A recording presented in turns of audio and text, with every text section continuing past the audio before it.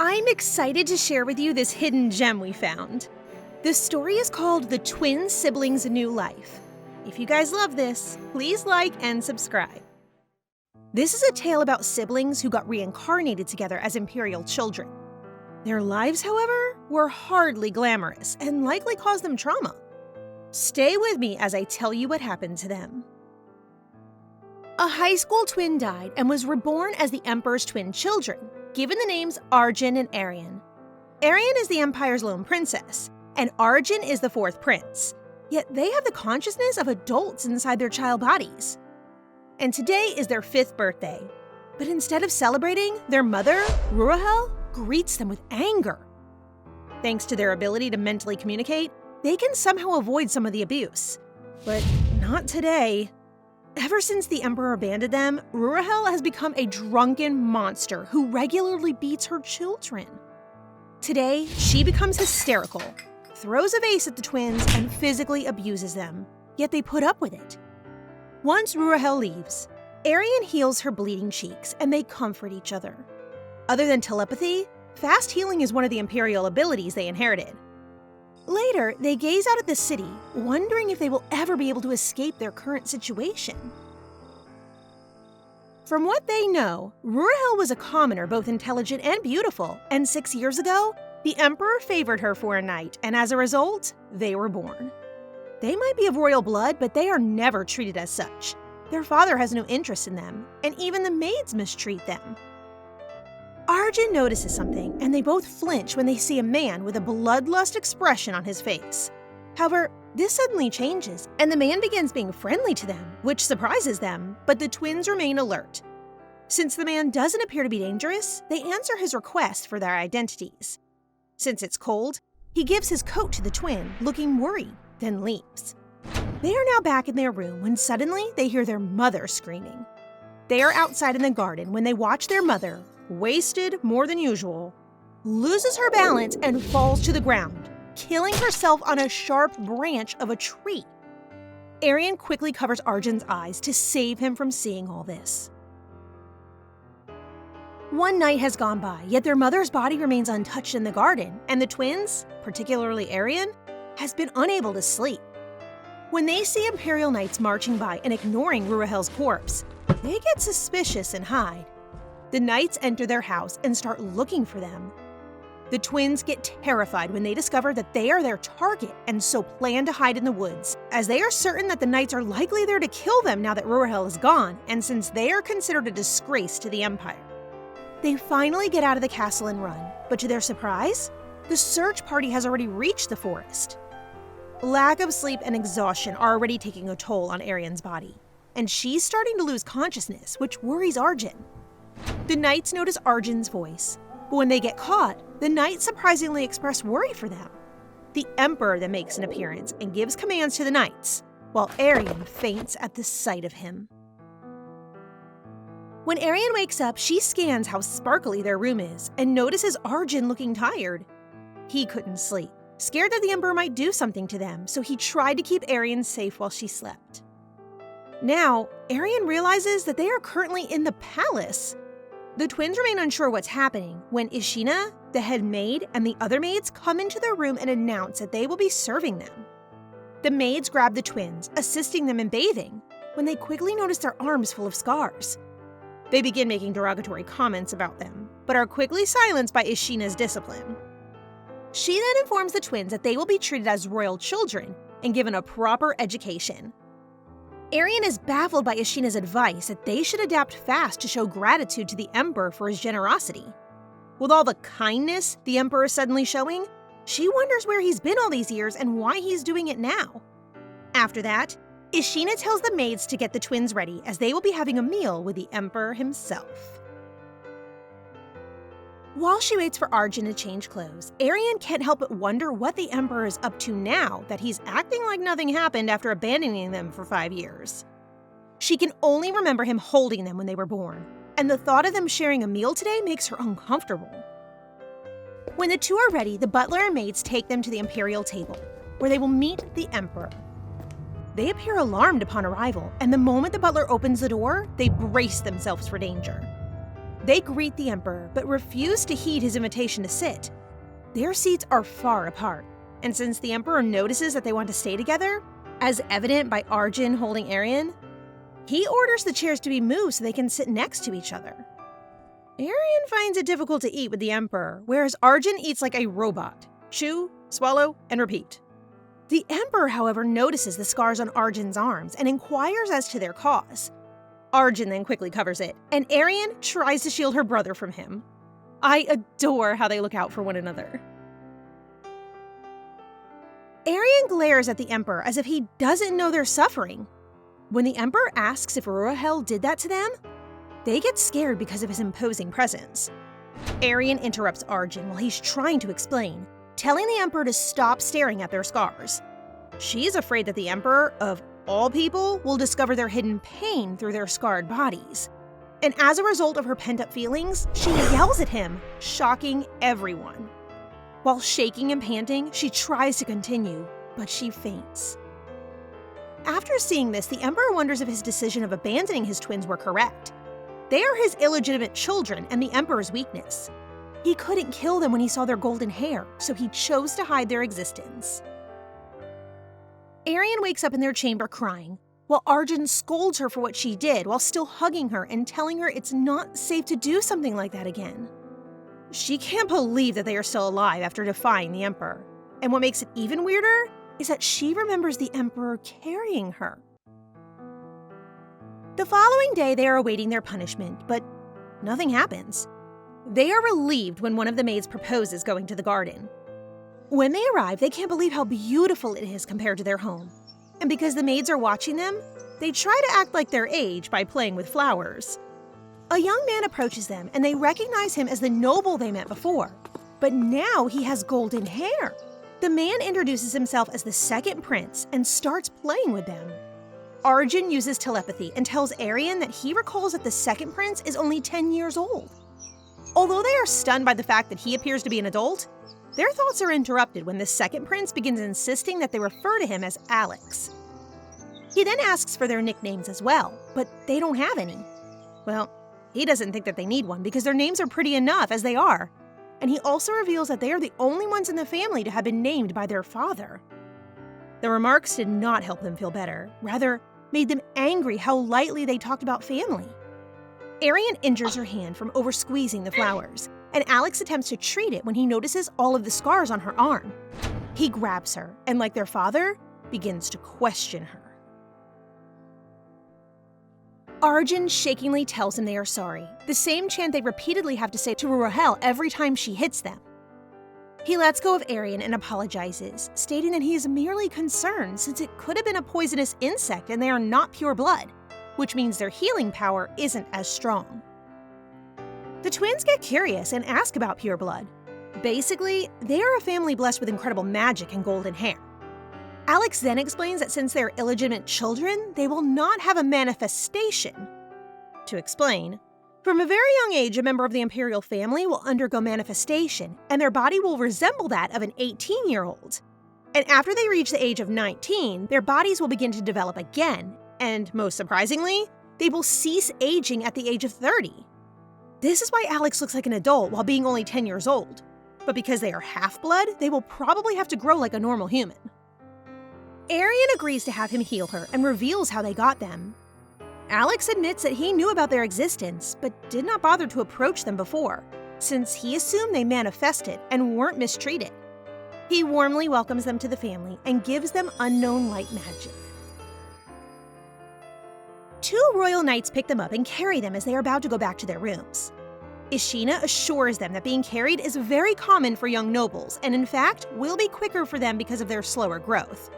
She then gives them a heads up that she will be starting to take care of their education and necessities. They have everything they could want, from expensive clothing and tasty treats to expensive things for their room, and lengthy hours of learning. They have no idea how many subjects they are studying, and their hands are already trembling from all of the writing. Not only that, but they must also learn to act like a royal, speak like a royal, and think like a royal. The twins are going crazy. Ugh, can anyone help them? Other than having golden hair, the twins are just like any other 5-year-old. They are now taking a break and relaxing in bed, and the weather tempts them to go outside, but they can't since the servants will follow them everywhere, which will be very annoying. However, upon checking near the door, all the servants are gone. They then freely go outside, running and rolling around. Since then, the forest has been their friend, so they look very happy to finally lay in the grass. They remember how they always ran away from Rahel, and so the forest became their safe haven where they could relax and forage for food. After a while of relaxing, they decide to climb a tree nearby. Arienne is the first to hurry and climb, but she slips due to her uncomfortable shoes. Just as she is about to fall, a guy with red hair appears and catches her. They have no idea who the guy is, but to their surprise, he knows their names and tells them he is glad to finally meet them. The servants burst in just then to say that they've been searching for them everywhere since they suddenly disappeared from their room. But since the two went out knowing there were no servants there, this makes no sense to them. As the servants are talking, they look back and see that the mystery man has already left. Back in their room, Arienne wonders how the red-haired man knows their names and acts like he's been waiting for them, while Arjen suggests going back to the place where they met the man. They look around the corridors and see no servants, so they make a break for it. As they stroll, they overhear nobles and decide to take cover under a tree. They then overhear them complaining about them and saying that the fact that they aren't born of pure blood brings shame on the Empire. Arienne trembles as they continue to speak negatively of them, echoing Rurahel's harsh words. Suddenly, the Crown Prince caught their conversation, and without hesitation, he punishes them for defaming the imperial family name. As the guards lead the nobles away, the Crown Prince notices the twins behind the tree and asks if they are okay. Arjen speaks out to Arienne's surprise. He is angry for hearing such cruel words just because they are illegitimate children. And he tells him they never wish to be part of the imperial family, and how being born is like a mistake. They worry they made a mistake after seeing the Crown Prince's expression change at this information. Arjen grabs Arienne and runs away from the Crown Prince. Thankfully, the Crown Prince did not follow them back to their room, and Arjen apologizes for putting them in danger. Ishina arrives and finds out that the two went out since they look all dirty. They have vanished while the servants were watching their chamber twice already. And this time, Arienne tells Ishina that there were no servants present when they left. Ishina thinks the two are hiding something, but shrugs it off and tells them to prepare for their lessons. The two anticipate being punished when the Crown Prince unexpectedly appears. When the prince gives Arienne her shawl, she expects him to hit her, but instead, he pats both her and Arjen on the head. Aw, so cute! The Crown Prince then orders Ishina to give him their timetable, which he finds upsetting after reading it. Big bro!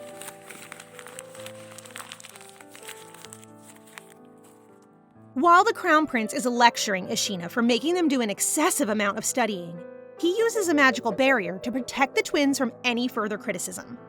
He commands her to cut back on their studies, but Ishina declines since it was the Emperor who put her in charge and she can only follow His Majesty's orders. The prince has no say, so he leaves. While the twins are eating, Ishina keeps on lecturing them on etiquette and explains the 3 qualifications for being a member of the imperial family, which are lineage, manifestation, and guardian. They both become interested in what a guardian is, and Ishina explains that they are animal-like beings who are born alongside an imperial member. They look out for their master and never get hurt until their master dies. They also found out that the Majesty has a green serpent, the Crown Prince has a black leopard, a white wolf for the second, and the third a green hawk.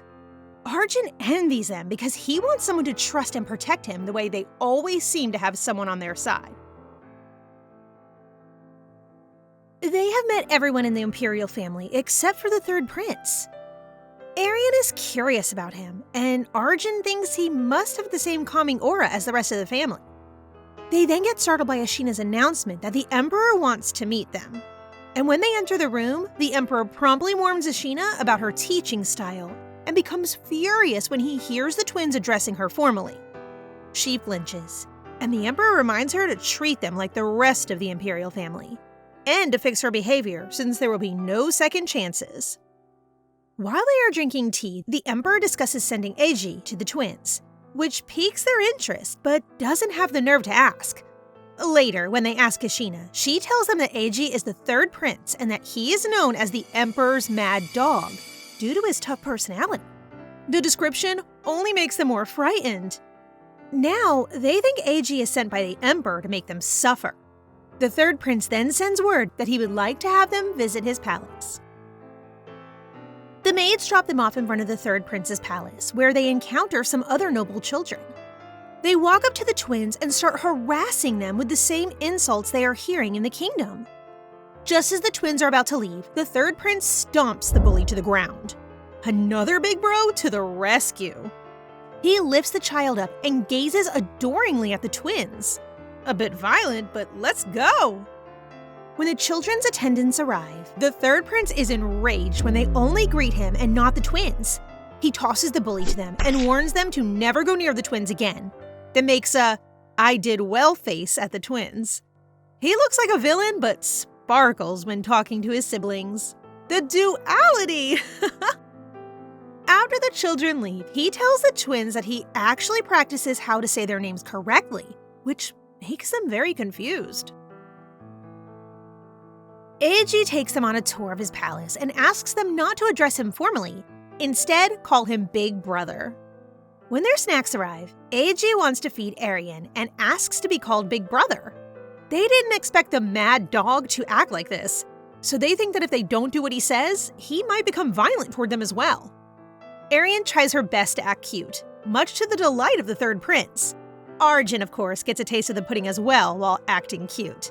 The pudding is so good that they don't have regrets. After they eat, they get on a horse, and Arienne forgets and talks to Eiji happily, which makes him very happy. He then shares that he plans to give them a ride on his guardian, the hawk, when they are bigger. Given the discussion about guardians, Arjen uses telepathy to express his hope that both of them will be able to trust someone one day. Arjen may be calmer than Arienne, but he is deeper than we think. The twins feel relieved when Eiji waves goodbye. As they are walking back to their room, Arienne informs Arjen that something is off because Ishina isn't there to welcome them home. Instead, they are asked to go to the tea room. When they peek inside their room, they see the Emperor's furious face and Ishina on her knees in front of him while everything is a mess. Ishina tearfully accepts the Emperor's punishment for her failure to ensure the twins' safety and tells her something serious could have happened if the children had not left. It looks like something happened while they were gone. Assassination attempt, maybe? He notices the twins, so he returns his sword and asks Ishina to gather all the servants to prepare the twins' stuff. The twins breathe a sigh of relief, knowing that he will not kill her. They are both communicating mentally as the Emperor calls them and informs them that they are moving to another place. A place only the Emperor can use, and that place is his room. They were both shocked and speechless. Entering the Emperor's room, they both feel awkward about their new setup. And if they could only ask Ishina about what's happening, they could definitely get some answers since she's the only person who is not a bully and tells them all the necessary information. Even though the room is spacious and all the servants try to make them comfortable, they still feel restless, and the tension gets worse when the Emperor enters. They look at each other, and Arienne asks him what he wants from them. He just tells them that after what happened, he cannot let them go back to their room, and they will stay in his room because it is the safest place in the palace. Just then, Arjen falls down and feels uneasy. This is his natural response to extreme stress. While Arienne tries to comfort him, the Emperor orders one of the servants to take the prince for a warm bath to make him calm down. But at first, he refuses until Arienne assures him that she will be waiting for him. The Emperor makes Arienne uneasy, especially when he calls her by her full name. He instructs her not to call him formally and asks when she will grow. She says she is eating well and will grow soon. After bathing, they feel sleepy and pleased that Arjen is better. When the Emperor tells the servants to leave the room, the twins panic and want to go out with them. Using his powers, he transfers the twins to his bed, turns off the lights, and instructs them to sleep. As they sleep, the Emperor watches them, recalls the incident earlier, and feels that the twins are afraid of him. Despite being royal, they are so tiny that the bed looks big to him. Their tiny bodies and hearts are full of scars, and they only rely on each other, leaving the Emperor at a loss for how to treat them. Jason appears and rants about why he acts all worried now, after all those years when he never protected them. He points out to the Emperor that the scars on the twins' bodies will be permanent evidence that he failed to protect them. He even mentions how he uses the contract with Ruahel as an excuse. The Emperor cannot believe that the twins' guardian is such a wolf. And while caressing Arienne's hair, Jason says he is only a kind and affectionate red wolf to his masters and whispers to them that he is late, but not anymore. Arienne panics when she wakes up in a new room with all the maids waiting for them. While the servants change them, she looks at the clock and is amazed that they slept till 2 p.m.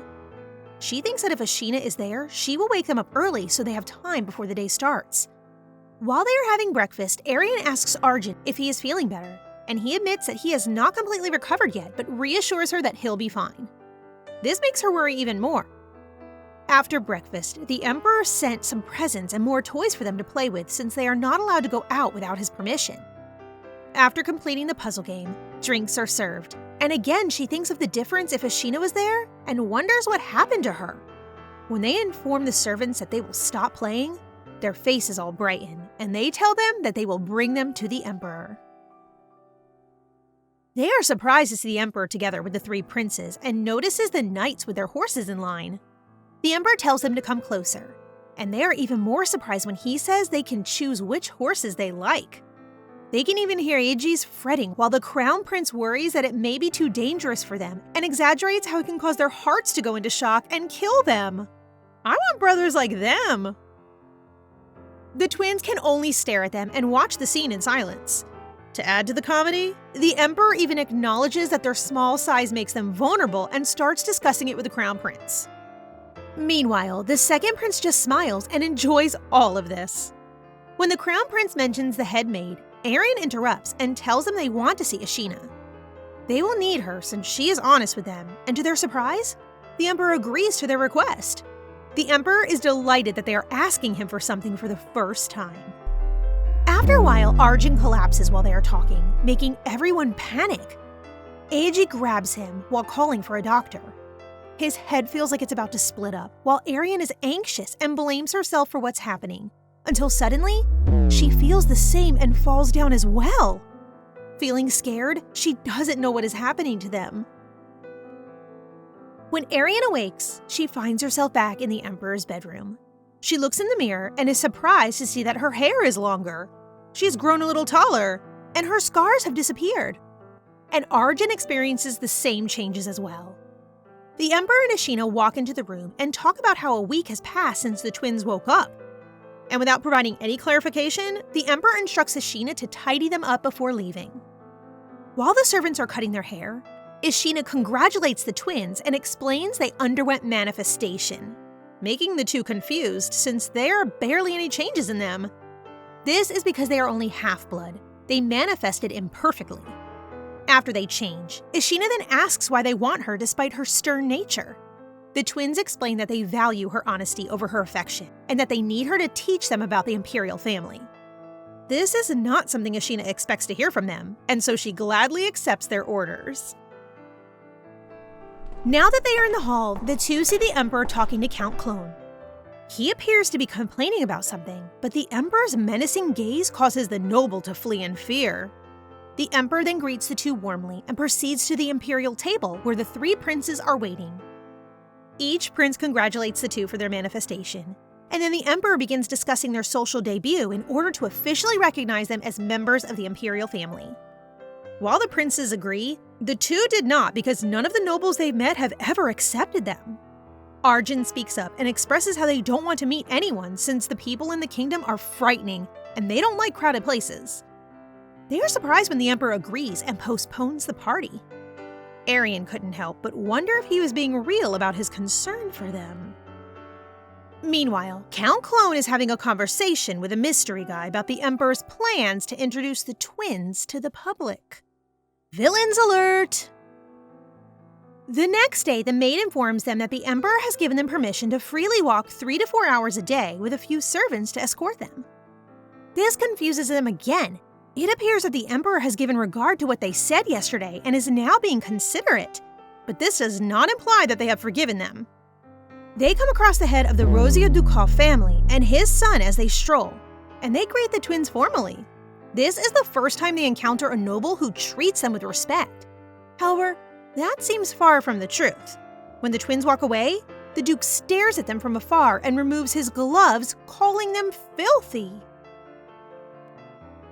While the twins continue walking, a mysterious guy watches them from a tree and casts black magic on them. Arienne notices the black magic and knows that if they are struck by it, they will die instantly. It hit them, but thankfully, the light magic the second prince gave them served as a shield, protecting them from the blow.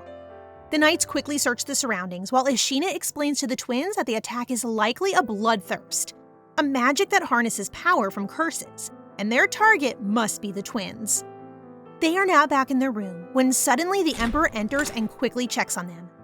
Even the three princes rush in to make sure that they are all right and decide to kill the assailant. The second prince casts stronger protection magic on the twins, straining his body. They all make promises to look after the twins, leaving the two puzzled again, since these actions are so new to them that they don't know what to believe anymore.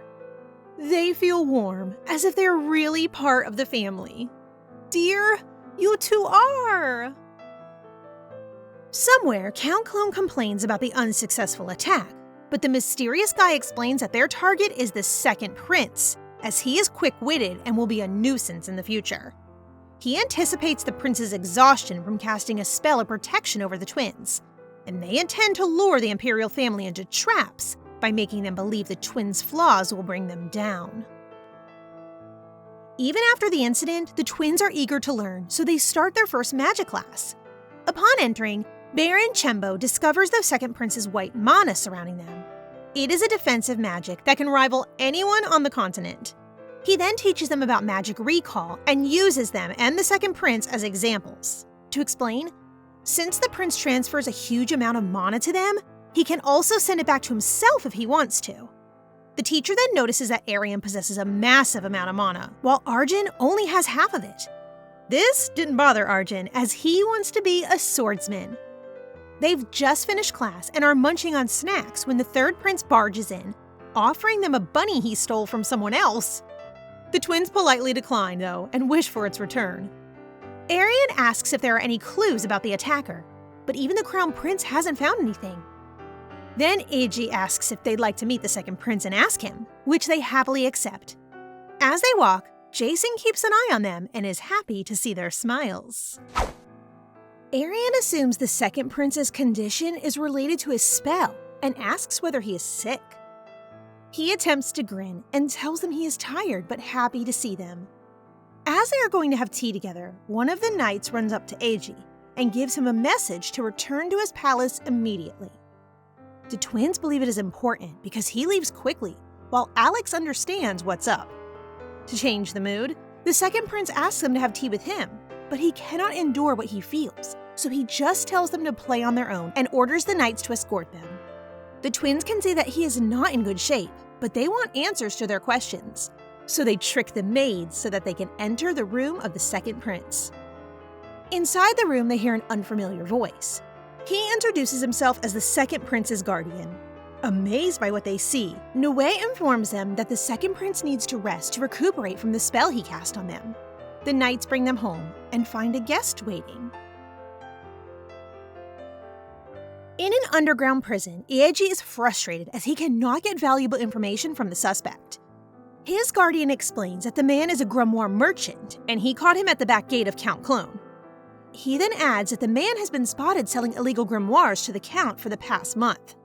His guardian calms him down and tells him to investigate further. After all, hunting is their specialty. Meanwhile, the so-called brain is now in front of the twins, asking them to be their friend. Really? The Emperor introduces the guest and says he would be a good friend. Still astonished by it, the twins think the Emperor actually listened to Arjen when he said that nobility scared him and is now attempting to address the problem by having a friend their age. Arienne almost says thank you out loud. Inside the playroom, the three read a book, and as they go through the pages, they see a picture of the Empress, who looks like the second prince. Arienne imagines the Empress and the Emperor as a perfect married couple. But then she also wonders why he chose Ruahel. As Arienne thinks of the past, she feels everything doesn't make sense and asks their playmate if he can tell them more about the Emperor and the Empress. During breakfast, the Crown Prince and Aegae argue over what they should do during their break time, but the twins decline as they have already agreed to see young Master Rosea. On their way to the playroom, they think about why the Emperor took them and need more information to decide whether to trust him. They tell the servants to wait outside since they will be talking privately. And so they learn that the Emperor is the only ruler without a guardian since he transferred it to the Empress, who died with the guardian within her. Arienne is amazed by the act of love shown by the Emperor to the Empress. The young Rosea then tells them that this is the reason why everyone is shocked by their existence since no one expected the Emperor to find new love through their mother. Arienne asks if the book mentions their mother, but to their dismay, not a single word is written about them. Their high expectations have left them feeling hurt once again, and so they decide to end their conversation. Arienne runs outside holding Arjen's hand, furious that they almost believe they can trust them and start anew. They end up lying on the ground contemplating their situation, when out of nowhere, Jason appears. As more Imperial guards appear in the city, some nobles cannot contain their criticism towards the Imperial family. Jason is trying to get the twins to open up to him, but they both feel uneasy about how comfortable they seem around him. But Arjen begins to tell him what he really thinks about the Emperor, and Arienne attempts to stop him when Jason joins in. She can't believe how well he knows them. Jason explains that he hopes they will not hate the Emperor because he might have his own reasons. As Ashina and the guards approach, he vanishes, leaving Arienne to reflect on everything that has happened since the Mystery Man first appeared. She finds it amusing that he talks about the Emperor and appears out of nowhere. Jason fears he won't be able to stay much longer if the twins continue to seal off their hearts, leading him to disappear, and he thinks the Emperor is to blame. The Emperor and the Crown Prince are discussing how they can protect the twins from any opposing nobles. The prince mentions that it is his duty to protect his siblings, and it seems like the other princes feel the same too. The Emperor then asks if he blames him for having children with another woman, but he swiftly responds that he does not because he knows the truth. The Emperor goes on to say that if his life wasn't in danger, he wouldn't have let Ruahel give birth to them and would have killed them before they were born. The twins are secretly listening to the prince's and the Emperor's conversation. They are so shocked by what they hear that their blood turns cold from their fingertips. They are clueless about what kind of contract he signed and why. Their thoughts keep going back to what was said, which makes them feel worse. The prince senses someone at the door, sees them, and invites them to have tea, but they turn him down coldly. When the prince returns to the room, he tells the Emperor that the twins don't look happy, and conclude that it must have something to do with Duke Rosea's son. Enraged, the Emperor checks on them and finds that both do not appear well, and as he is ready to touch Arienne, she avoids it and talks back bitterly. Duke Rosea panics upon knowing the Emperor and Crown Prince's presence in his residence. The Emperor directly tells him that there might be a problem between his son and the twins. Arienne is trying to convince Arjen to run away from the palace, but he refuses. His reaction confuses Arienne to the point where she yells at him, surprising all the maids. Arjen asks the maid to stand by the door so that they can talk and promises Sheena they will not disappear again. Arjen tells her that they won't be hurt or go hungry and can live comfortably if they stay. And he promises her that they can leave if they get bigger, which Arienne later realizes is true. But they cannot forgive the Emperor so easily after knowing he wanted them dead before they were even born. At Rosea Duchy, the Emperor asks the young Rosea to explain why the twins act strangely after playing. He informs them that he just answered their questions about the late Empress. The Emperor orders him to go into details, and the young noble shares that he believes the twins miss their old life and mother. They are upset that their mother was treated differently than the late Empress, and find out that no record has been written about them, which makes them resent the Emperor. Based on his assumptions, the Emperor decides to return them to their old room and explain that once Delorina Castle is done, they can move there, leaving them more confused. Did a kid just manage to manipulate an Emperor? Hand palm emoji! The twins now think they are being totally kicked out of the palace, returning them to the far more dangerous castle of Delorina. This is why communication is important. The Emperor's actions, including the restoration of their room and now rebuilding the Dellarina castle, seems like acts of charity for them.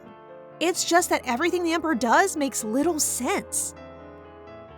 In the meantime, the Crown Prince confronts Count Clone, who confesses that he did, in fact, meet with Duke Rosea the day before. The Crown Prince is curious about the Count and the green-haired guy, since their presence on the Duke's property raises suspicions. He walks away without further explanation, making the Count nervous. Back in the twins' room, the second prince arrives, looking better than in the past days, and asks them for a walk. While out on a stroll, he realizes that the twins are unresponsive, so he asks them to tell him what's going on because they're family. But to his surprise, the twins disapprove of the term and inform him that they are being returned. The prince tries to explain, but the twins' hearts are too closed to understand. The family thing is all pretend to them, and when they ask him why they are not in the records and why they are abandoned, the only response they can come up with is that they are illegitimate children. The prince's guardian worries that Jason is in trouble since the twins' hearts are full of hatred. Alex initially met the twins because Jason, the fifth guardian, had revealed himself to him and asked to save the twins from the violence and hate they were experiencing. Since guardians draw their power from their master's joy, the twins' distress is weakening him. Back in the present, Count Clone visits the Duke Rosea dukedom and complains about the odd question asked by the Crown Prince earlier.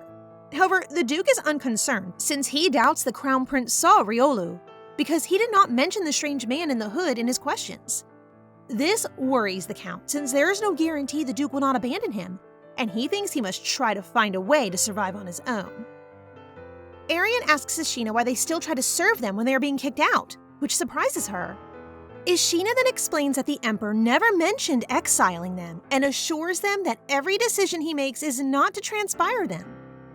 She tries to tell them how precious they are, but Arjen lashes out, thinking it all does not make sense. Just then, Alex suddenly barges in and starts sharing the truth about why they were left behind.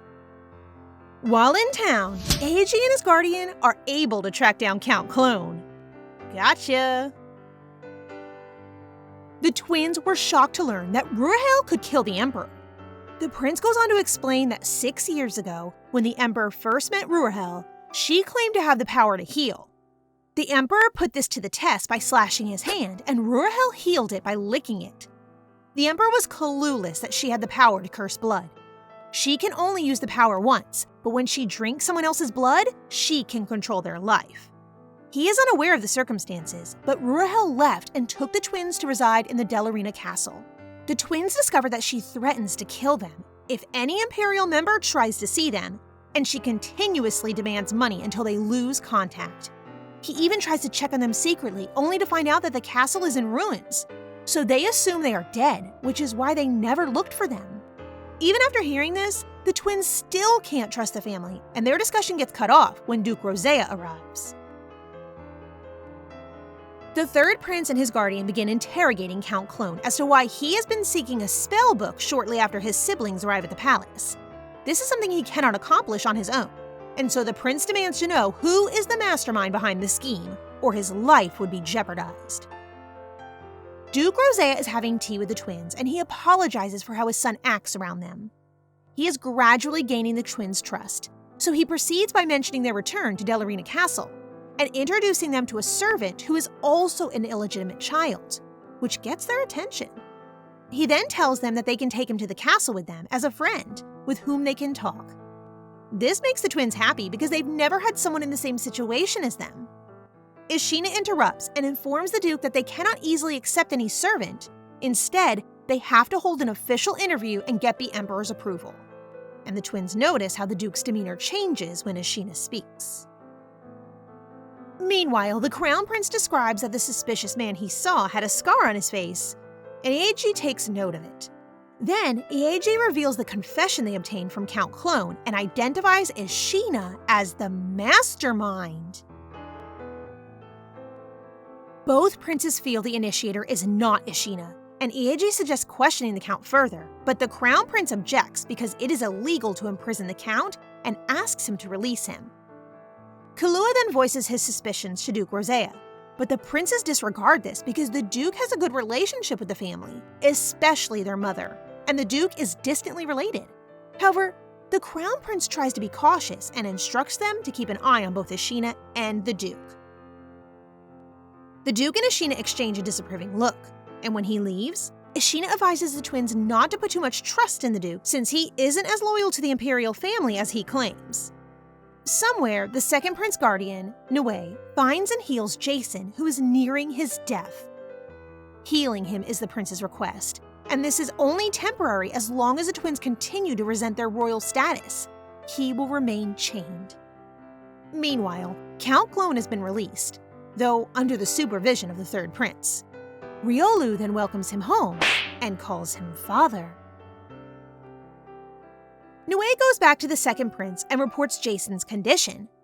Alex wishes to cast greater healing magic on Jason, but Nue reminds him that the Emperor and the twins must resolve this issue on their own, or his help will be useless, to which the prince agrees. The twins go to the Emperor the next day and request that they bring a servant of their choosing back to the Delorina castle, which the Emperor agrees to without issue. However, Ashina is internally conflicted since she believes the Duke is suspicious. But when she sees the twins happy, she can't help but throw her concerns away. When they leave the Emperor's room, Ashina and the twins talk, and they tell her they really like the servant. Since she can't stop them, Ashina plans to go to the castle with them to ensure their safety. Later, the Duke receives an imperial letter stating Riolu has been accepted and will start his training as the twins' servant. The Duke laughs at how easy it is to control the twins simply because Riolu and the twins are both illegitimate. But Riolu views his difficulties as far greater than the twins. Ruahel and the castle have been giving Arjen nightmares. Thankfully, Arienne is there to help him. As their return to the Delorina castle approaches, the traumas begin to surface. But Arienne believes they are stronger than before, especially since Riolu is coming with them. The twins welcome him, and instead of training him as a servant, they simply play with or eat with him. He even questions whether they are truly royals based on how they act, but Arienne explains that they are still not used to royal etiquette because they have been living in a castle where they were abused and usually hungry. In the meantime, the Crown Prince's suspicions are heightened after a knight reports that the Duke has been meeting with disreputable nobility who are opposed to the imperial family. Ieji is wary of the suspicious man Lloyd has described and plans to catch him, but for now he visits his younger siblings, and to his surprise, he finds Riolu. I have to wrap things up for the time being. What do you think will happen next? Will it be possible for Ieji to catch Riolu? I sincerely hope the Emperor and the twins have a proper conversation and put an end to all of the misunderstandings. I'm also concerned for Jason and the second prince. When Ieji discovers the twins are playing with another guy, he quickly gives him a death glare, while Riolu becomes concerned that the prince has discovered his true identity. Looks like that's not the case here. Ieji is actually jealous that he can make his siblings laugh and notices his weird disguise. But Arienne is quick to tell him that they were the ones who put his makeup on, concealing Riolu's scar. Then Ieji learns that Riolus is the twins' new servant, so he begins to relax around him while informing the twins that he wants to see them, and Riolu excuses himself to wash his face. While walking, Ieji casually talks about their departure to Delorina Castle. Even though the twins don't want to leave, they think it's best not to see any royal faces, while Ieji cheerfully assures them that he will visit them regularly, and starts planning what to play with them. Innocently, he asks the twins to describe the Delorina Castle, and is taken aback by their response that it is the worst place to be, and excuses themselves, leaving him confused. Riolu waits for the twins to tell them he's leaving for their next schedule, and he notices their politeness to him. Arienne even touches his face to remove the stuck makeup on his face. As he is about to leave, he finds Duke Rosea and some noblemen, and they start to look down on him. Duke Rosea then hands him a letter to give Count Clone. Count Clone is summoned to the Duke's mansion but refuses to go, having been traumatized by the third prince. However, the letter threatens to cut off his head if he will not show up. So they leave quietly, unaware that Kahlua is watching them. Duke Rosea welcomes Count Clone and sees the Duke's son playing the violin in front of the guests, the same people Riolu saw earlier, as a disguise for their meeting, while Kahlua observes them from afar. After his son's performance, the Duke declares that refreshments will be served in another room, which leaves Kahlua to worry as he won't be able to investigate further, since the other room is windowless. Then, the Duke's son accidentally sees Kahlua outside their window, but pretends he didn't see anybody. Now that they have transferred to a different room, Duke Rosea acknowledges everyone and announces that the imperial family must end, since the illegitimate children prove their bloodline is impure. Riolu thinks his remarks are ridiculous, while the nobles ask for the Duke's plans. He urges them to only believe in him and that he will face all the dangers. He promises to handle everything, which earns him their trust. Oh, fools. Even Riolu wonders if all nobles are stupid and also notices young Rosea's strange reaction. Meanwhile, Kahlua informs Aiji of all the information he obtains, who is now furious and decides to see his brother, Lloyd. Duke Rosea is related to the Empress, so the Crown Prince can't believe that he is involved. Though unsure, Kahlua says that Count Clone will not visit the Duke Rosea at night for nothing, and all the nobles who have gathered are suspicious as well. All of these families haven't been on good terms with the imperial family for some time, but their hostility has only grown after the twins' arrival. As a sign of trust, Duke Rosea asks all the nobles to sign a contract to become anti-imperialists, but Count Clone suspects it will be used as evidence of their rebellious actions. He considers the consequences if they'll get caught by the third prince, while also being terrified of the Duke, so he eventually signs the contract. The twins and Riolu are having a picnic together when they notice his blank expression and worry if he is uncomfortable, and ask if they can help him, making Riolu blush and wonder why they're being so nice to him. The twins just really want to see him smile and to treat him as a friend because they're in the same situation. A child born out of wedlock has more painful memories than happy ones. Because in their time, being an illegitimate child is a curse. She tells him that they decided to survive the Imperial Palace and do things that make them happy, and encourages him to be happy too. My babies are growing too fast. Meanwhile, the prince arrested Duke Rosea on charges of conspiring treason. The Emperor and the Crown Prince visit Duke Rosea's prison cell to confirm if he is indeed a member of the group threatening his children, which he bluntly denies, but the evidence they have suggests the opposite. The Emperor asks him again, this time letting him answer in the name of the Empress.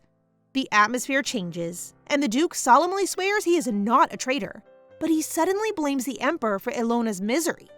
He mocks the Emperor, saying he is responsible for the Empress's death, while the Emperor remains silent, letting Lloyd handle the rest, then leaves.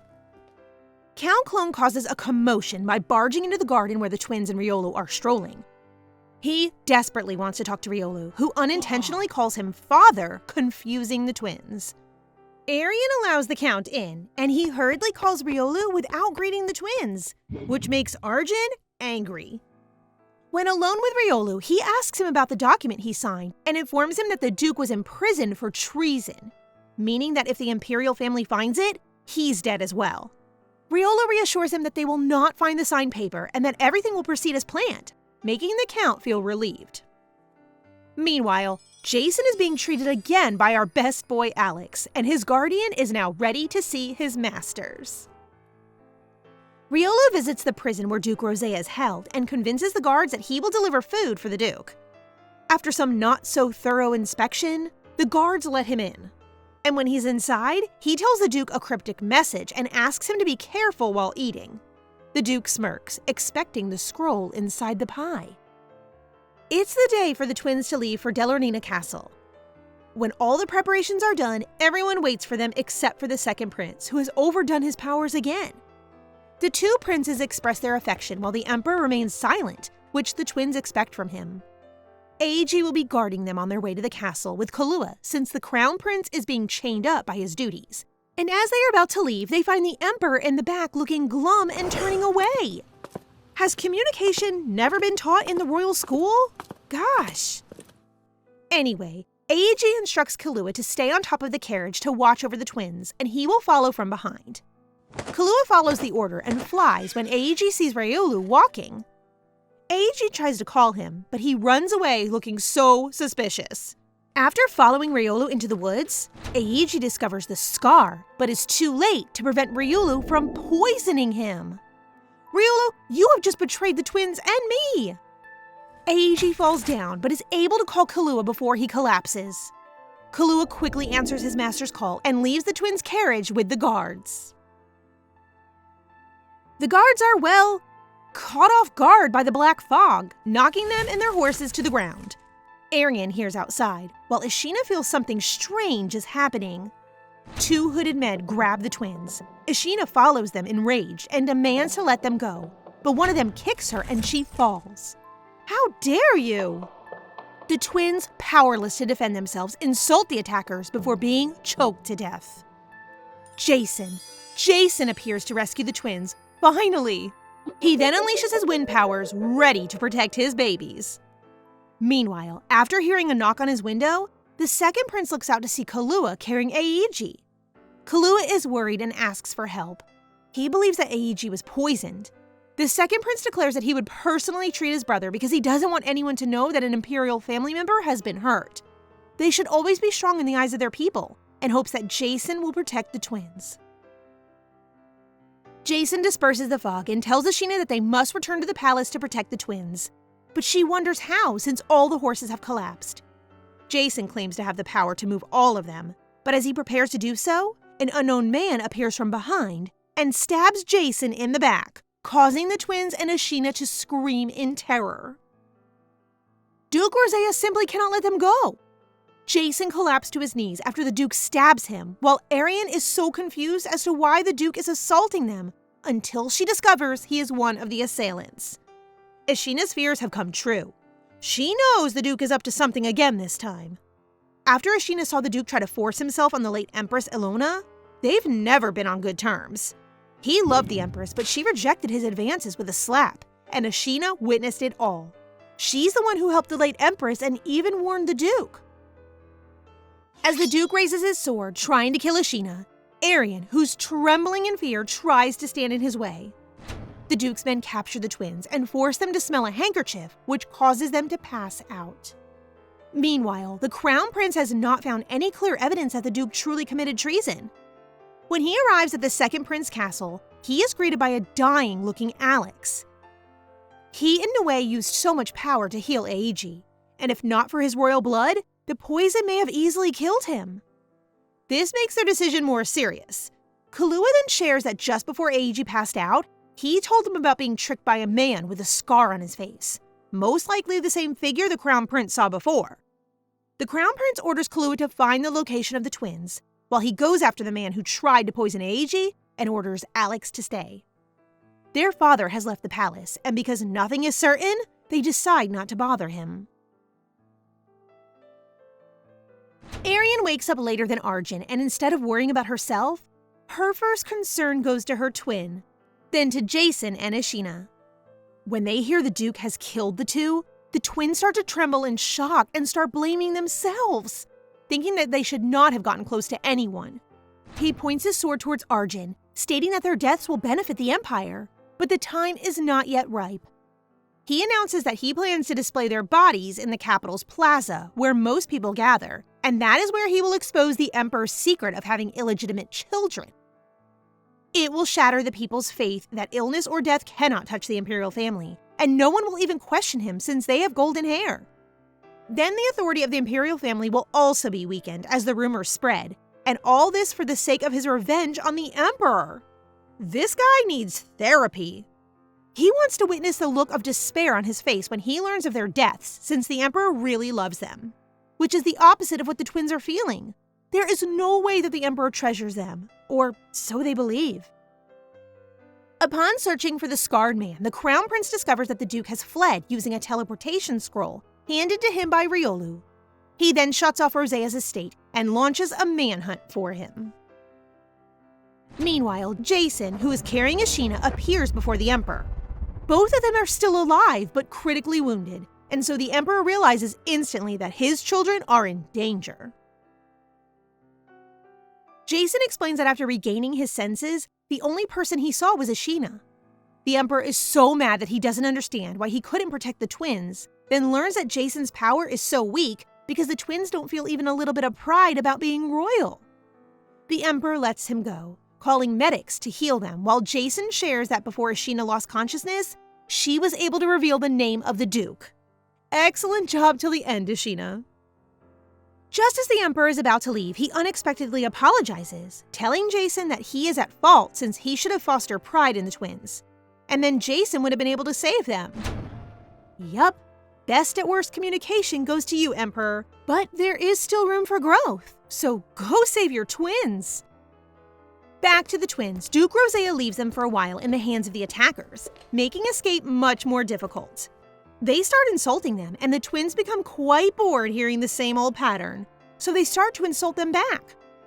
The poor lad's pride is hurting, and they begin to threaten the twins with bloodthirst magic. Gosh, they can't even take a child's insult? Meanwhile, the Crown Prince is interrogating the young Rosea when the Emperor arrives. The Emperor learns that the Duke indeed escaped prison, confirming the suspicions, and begins threatening the young Rosea, demanding to know where his twins could have been taken captive. But before answering, the smart kid proposes a deal. If his leads can manage to save the twins, the Emperor should spare his family. He assures the Emperor that because of him, they will be able to save the twins. The assailants are arguing, but the other really wants the twins to beg. But the two are already willing to die rather than cooperate with him, since they believe no one will cry for them. Then their thoughts turn to Riolu, who they believe is also working for the Duke. In the end, they have no one they can trust, and the two people they relied on are no longer there. The man in black is becoming irritating, so the twins, whose hearts have hardened once again, let him know that they are not afraid of death and will never surrender to the likes of him. He begins to get angry and throws a bloodthirst to the two, but luckily, the magic Alex placed in them has protected them. The radiance rises up to the sky, where it can be seen by everyone on the continent. The Duke purchases a powerful black magic scroll and notices that the light is coming from the direction where he locked up the twins, so he rushes back. While the Crown Prince and the Emperor discover the same thing and realize it was Alex's protection magic, so the twins are still safe.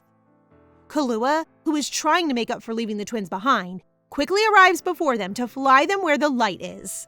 Let's go! Time to beat the Duke! The twins take advantage of the attacker's temporary blindness and try to flee, but are quickly recaptured. The attacker is becoming increasingly violent, but thankfully, someone comes to their aid. And to their surprise, it's Riolu. Riolu quickly unties them, but the twins are still doubting his actions until Riolu's expression appears to be regretful, and he even mentions that he is glad they are safe. However, now's not the time to reconcile, since the two men awaken from the hit. Riolu plans to distract them while the twins can go ahead and escape first. And to convince the twins that he is on their side, he tells them that he is actually trying to save his father by helping them. He joins forces with the young Rosea because they both know the Duke's plot will fail, and that the only way to keep their family from being severely punished for their connection with the Duke is to save them. So this is why young Rosea proposes the deal. Riolu defends as the two men begin to attack. He is strong, but not powerful enough to take on two men, so he gets knocked to the ground. While the attacker keeps harassing Riolu, the other one turns his attention to the helpless twins and is about to touch them when the wall cracks open. The attackers tremble at the sight of the furious Emperor. Never in their wildest dreams did Arienne and Arjen imagine the Emperor would come to their rescue. In his rage, the Emperor unleashes a torrent of mana, ready to beat the hell out of them for messing with his children. Finally, father to the rescue! The assailants have a hard time believing that the Emperor himself has come to save the illegitimate children, as they call them. The Emperor tells them, as if speaking to the twins, that they did not kidnap any illegitimate children, but rather the Empire's prince and princess. To top it off, the way he proudly refers to them as his children confuses the twins. The attackers, who are now desperate to live, grab the twins and take them as hostages. The other one is releasing a bloodthirst to threaten the kids, but Riolu sneaks from behind and kicks the attacker, giving the Emperor the chance to grab his children using his powers and gently carry them. The Emperor looks at them with so much love and checks their condition before covering their eyes with magic. With one hand, the Emperor unleashes a powerful magic that brings the two attackers to their knees in fear and is now begging for mercy. Who said you fools were allowed to talk? The Emperor shows no mercy, and the attackers can only cry out in anguish. That's what you get for hurting our babies. Meanwhile, Lloyd and Kahlua are outside the mansion, witnessing the Emperor's great power being unleashed. As far as the Crown Prince knows, the Emperor has refrained from using his power since it is so strong. But the kidnappers deserve it this time. The two are still confused as to why the Duke chose the Empress's old estate as his hiding place. The Emperor's power burns the attackers to ashes. I'm expecting some groaning and bleeding, but turning them to ashes proves how powerful the Emperor is. He then directs his attention to Riolu, and Arjen informs him that he is the Duke's subordinate, causing the Emperor to unleash another round of his tremendous power. But Arienne suddenly confirms that Riolu tries to save them and is not a bad guy. And look who finally shows up. The Duke. He looks so sure of himself that he could beat our Emperor right here. The Emperor makes the Duke drop to his knees with ease. And for the last time, he shows the Duke mercy in light of his relationship with his wife and tells him to return to the Imperial City obediently. The Duke won't stop blaming the Emperor for the death of Empress Ilona, and the twins are listening quietly as the Emperor tries to clear things up. Ilona was terminally ill with only 3 years to live, so he transferred his guardian to prolong her life. But this did not prevent her death. The Duke fires back, claiming Ilona should have been his wife if the Emperor hadn't stolen her, as though he's certain she'd choose him. His obsession is making him crazy. The Duke continues to attack the Emperor by accusing him of having a mistress.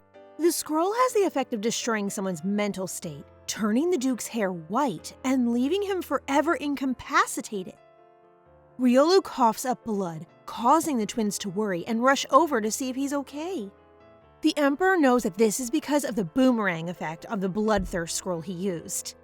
Seeing the twins' troubled faces, he orders Lloyd to bring Duke Rosea and Riolu back to the palace for medication. Kahlua still can't stand Riolu for hurting Ieiji, while the Crown Prince warns him to prepare for punishment for hurting the third prince, which Riolu accepts. However, he begs the Emperor to spare the Rosea estate. And soon, the Emperor figures out that he is the trump card the young Rosea is so sure of. The Emperor agrees with Riolu since he sacrifices himself to protect the twins, and he will lessen their punishment. Riolu apologizes to the twins for putting them in danger and becoming jealous of their happiness, and realizes he made himself believe that illegitimate children are destined to be miserable.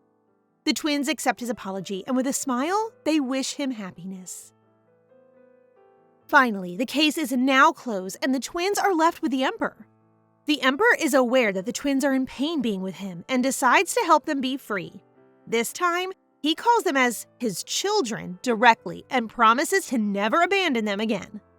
The twins still believe he should not be forgiven, but his words, just like the sunset behind them, are so warm that they can't hold back their tears while the Emperor rushes to hug them. This is the first time they have ever had such a warm hug. The Emperor is prepared to hear anything they have to say. Arienne breaks down in tears, confesses how she hates the Delornina castle, and begs him not to send them there. The Emperor realizes how inconsiderate he is for not thinking about their suffering and embraces them once more. The twins, who have kept their emotions buried for a long time, are finally letting their feelings out and expressing their hatred for him. The twins can feel the Emperor start to tremble while he tells them how deeply sorry he is and expresses how he actually wants them to stay with him. And after a while of crying, the twins fall asleep in their father's arms. At last, they have communicated. Who's cutting onions here? Meanwhile, the Crown Prince delivers the Duke to his estate and informs young Rosea of their punishment. The Duke will be under lifelong house arrest. Assets except for their mansion will be confiscated, and he will be banished for 10 years. The young master accepts, not looking surprised since he already foresaw his father's fate for rebelling against the imperial family, adding that he is merely grateful to be able to retain their household and stay alive, but is actually amazed at how light the punishment is, believing it is all because of Riolu. When the twins wake up, their father is the first person to greet them. They feel awkward around him because of all the crying they did, while the Emperor tells them that their day will be quite busy bringing them back to reality, remembering Jason and Ashina. They first visit the second prince's palace, and to their surprise, they see our ever-strict and loving Ashina. They run to her crying, grateful that she is alive, and they later learn that Jason is alive as well. And before Ashina returns to her hometown to recover, she leaves a heartwarming message to the twins, wishes them pride in their imperial lineage, and hopes for nothing but their happiness. Aww, a mother they never had. While AAG is in Alex's mansion, he can't bring himself to show up in front of his siblings. Kahlua comes up to him and reminds him not to dwell in the past, which makes AAG more determined to become stronger, enough to protect the twins. After their first meeting, the Emperor carries his babies to their next appointment. They are now having snacks, and the two can't believe that this is what the Emperor means by saying they'll be busy. They discuss the renovation of their room. However, while they listen, Arienne interrupts, saying the design is too much and they could just play outside. The Emperor did not pay attention entirely, but the way she calls him formally, he wants them to call him father, which the twins flatly decline. LOL, emotional damage. Well, still a long way to go. Anyway, the Emperor agrees with their opinions and quickly orders that magicians remodel their room. The twins are curious about the magicians, and the Emperor, who is becoming more attentive to them, notices this and invites them to see them. They didn't even once shut their mouth since they find magic so intriguing, and the Emperor is proud to tell them that their magic construction crew can complete a room in a day. After that, they visit a newly built Delornina castle and find it completely different from when they lived there.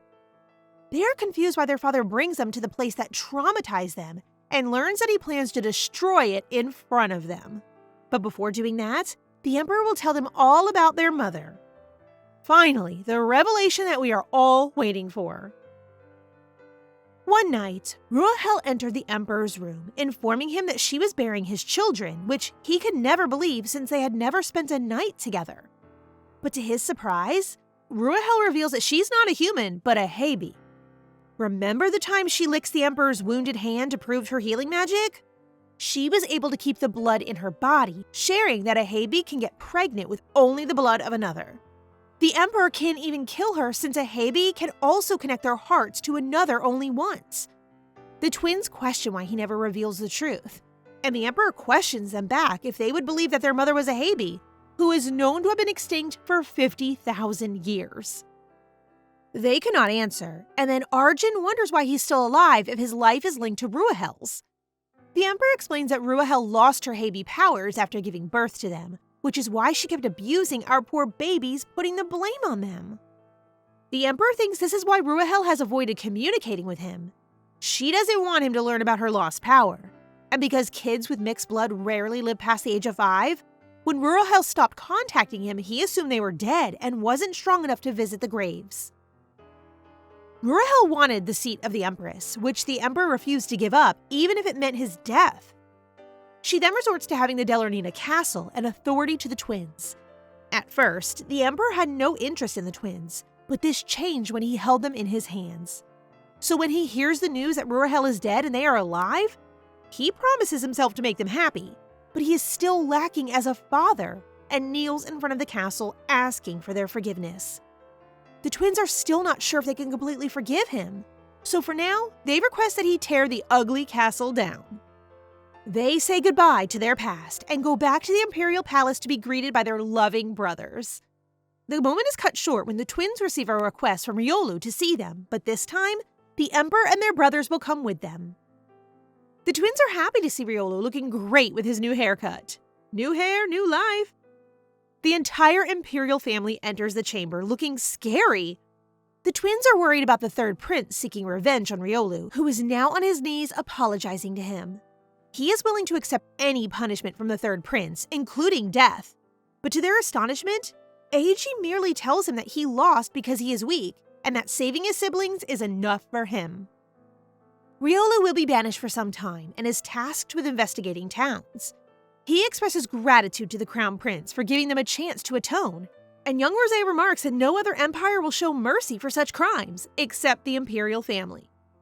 Well, Lloyd points out that they are still too young, while the Emperor adds that no child should bear their parents' sins.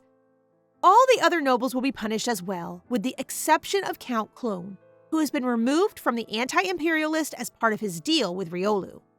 Young Rosea apologizes to the twins and claims he wants to be friends, but actually has many hidden agendas, thinking he can use the twins in the future. However, our babies are not easily swayed and coldly tell him that if he wants forgiveness, he should be at least on his knees. He unwillingly kneels, but they know it is all an act. But for Arienne, hearing that he wants to be friends makes her happy, surprise him and making him blush. Their brothers and the Emperor's overprotectiveness tingle and declares that he will be eternally banished to a foreign country instead, confusing the young ones. The twins, Aegi, and the Crown Prince all visit the new garden and are astounded by how quickly the magicians built it. Arienne sneezes as they're all conversing, and the Crown Prince responds unexpectedly. They all panic and swear that they need to visit a doctor right away. The doctor informs them that Arienne has a floral allergy called Balion, but instead of believing the doctor, they are outraged with the outcome, informing him that it's impossible for an Imperial member to have allergies. The Emperor rushes into the room, snatches his baby from Lloyd, and learns that she has an allergy. He orders the Congress doctors to re-examine her. While Arienne is confused as to why having an allergy is such a huge deal, she endures all the medical tests, and the results are the same. The Emperor believes she is young and frail, so he tells the Crown Prince to get something, and seconds later, he arrives with a holy fruit to boost their immunity, which he slices and gives to the twins. The next day in class, Arjen uses telepathy to say it's weird she got sick because they've never gotten sick before, despite all of the abuse, when suddenly, Aegi interrupts their class and says he has something to show them. Aegi excitedly carries the twins and jumps through the window, where the green hawk catches them. He introduces his guardian, Killua the hawk, and tells them that this is the ride he promised before. Arjen then asks Arienne if she feels anything and says his heart is racing, making Aegi worry. Killua understands what's happening to him, and the reason why Arjen's heart beats so fast when he thinks about guardians is because of his instinct. He can feel their guardian. It astounds him to learn that they too have their own guardian.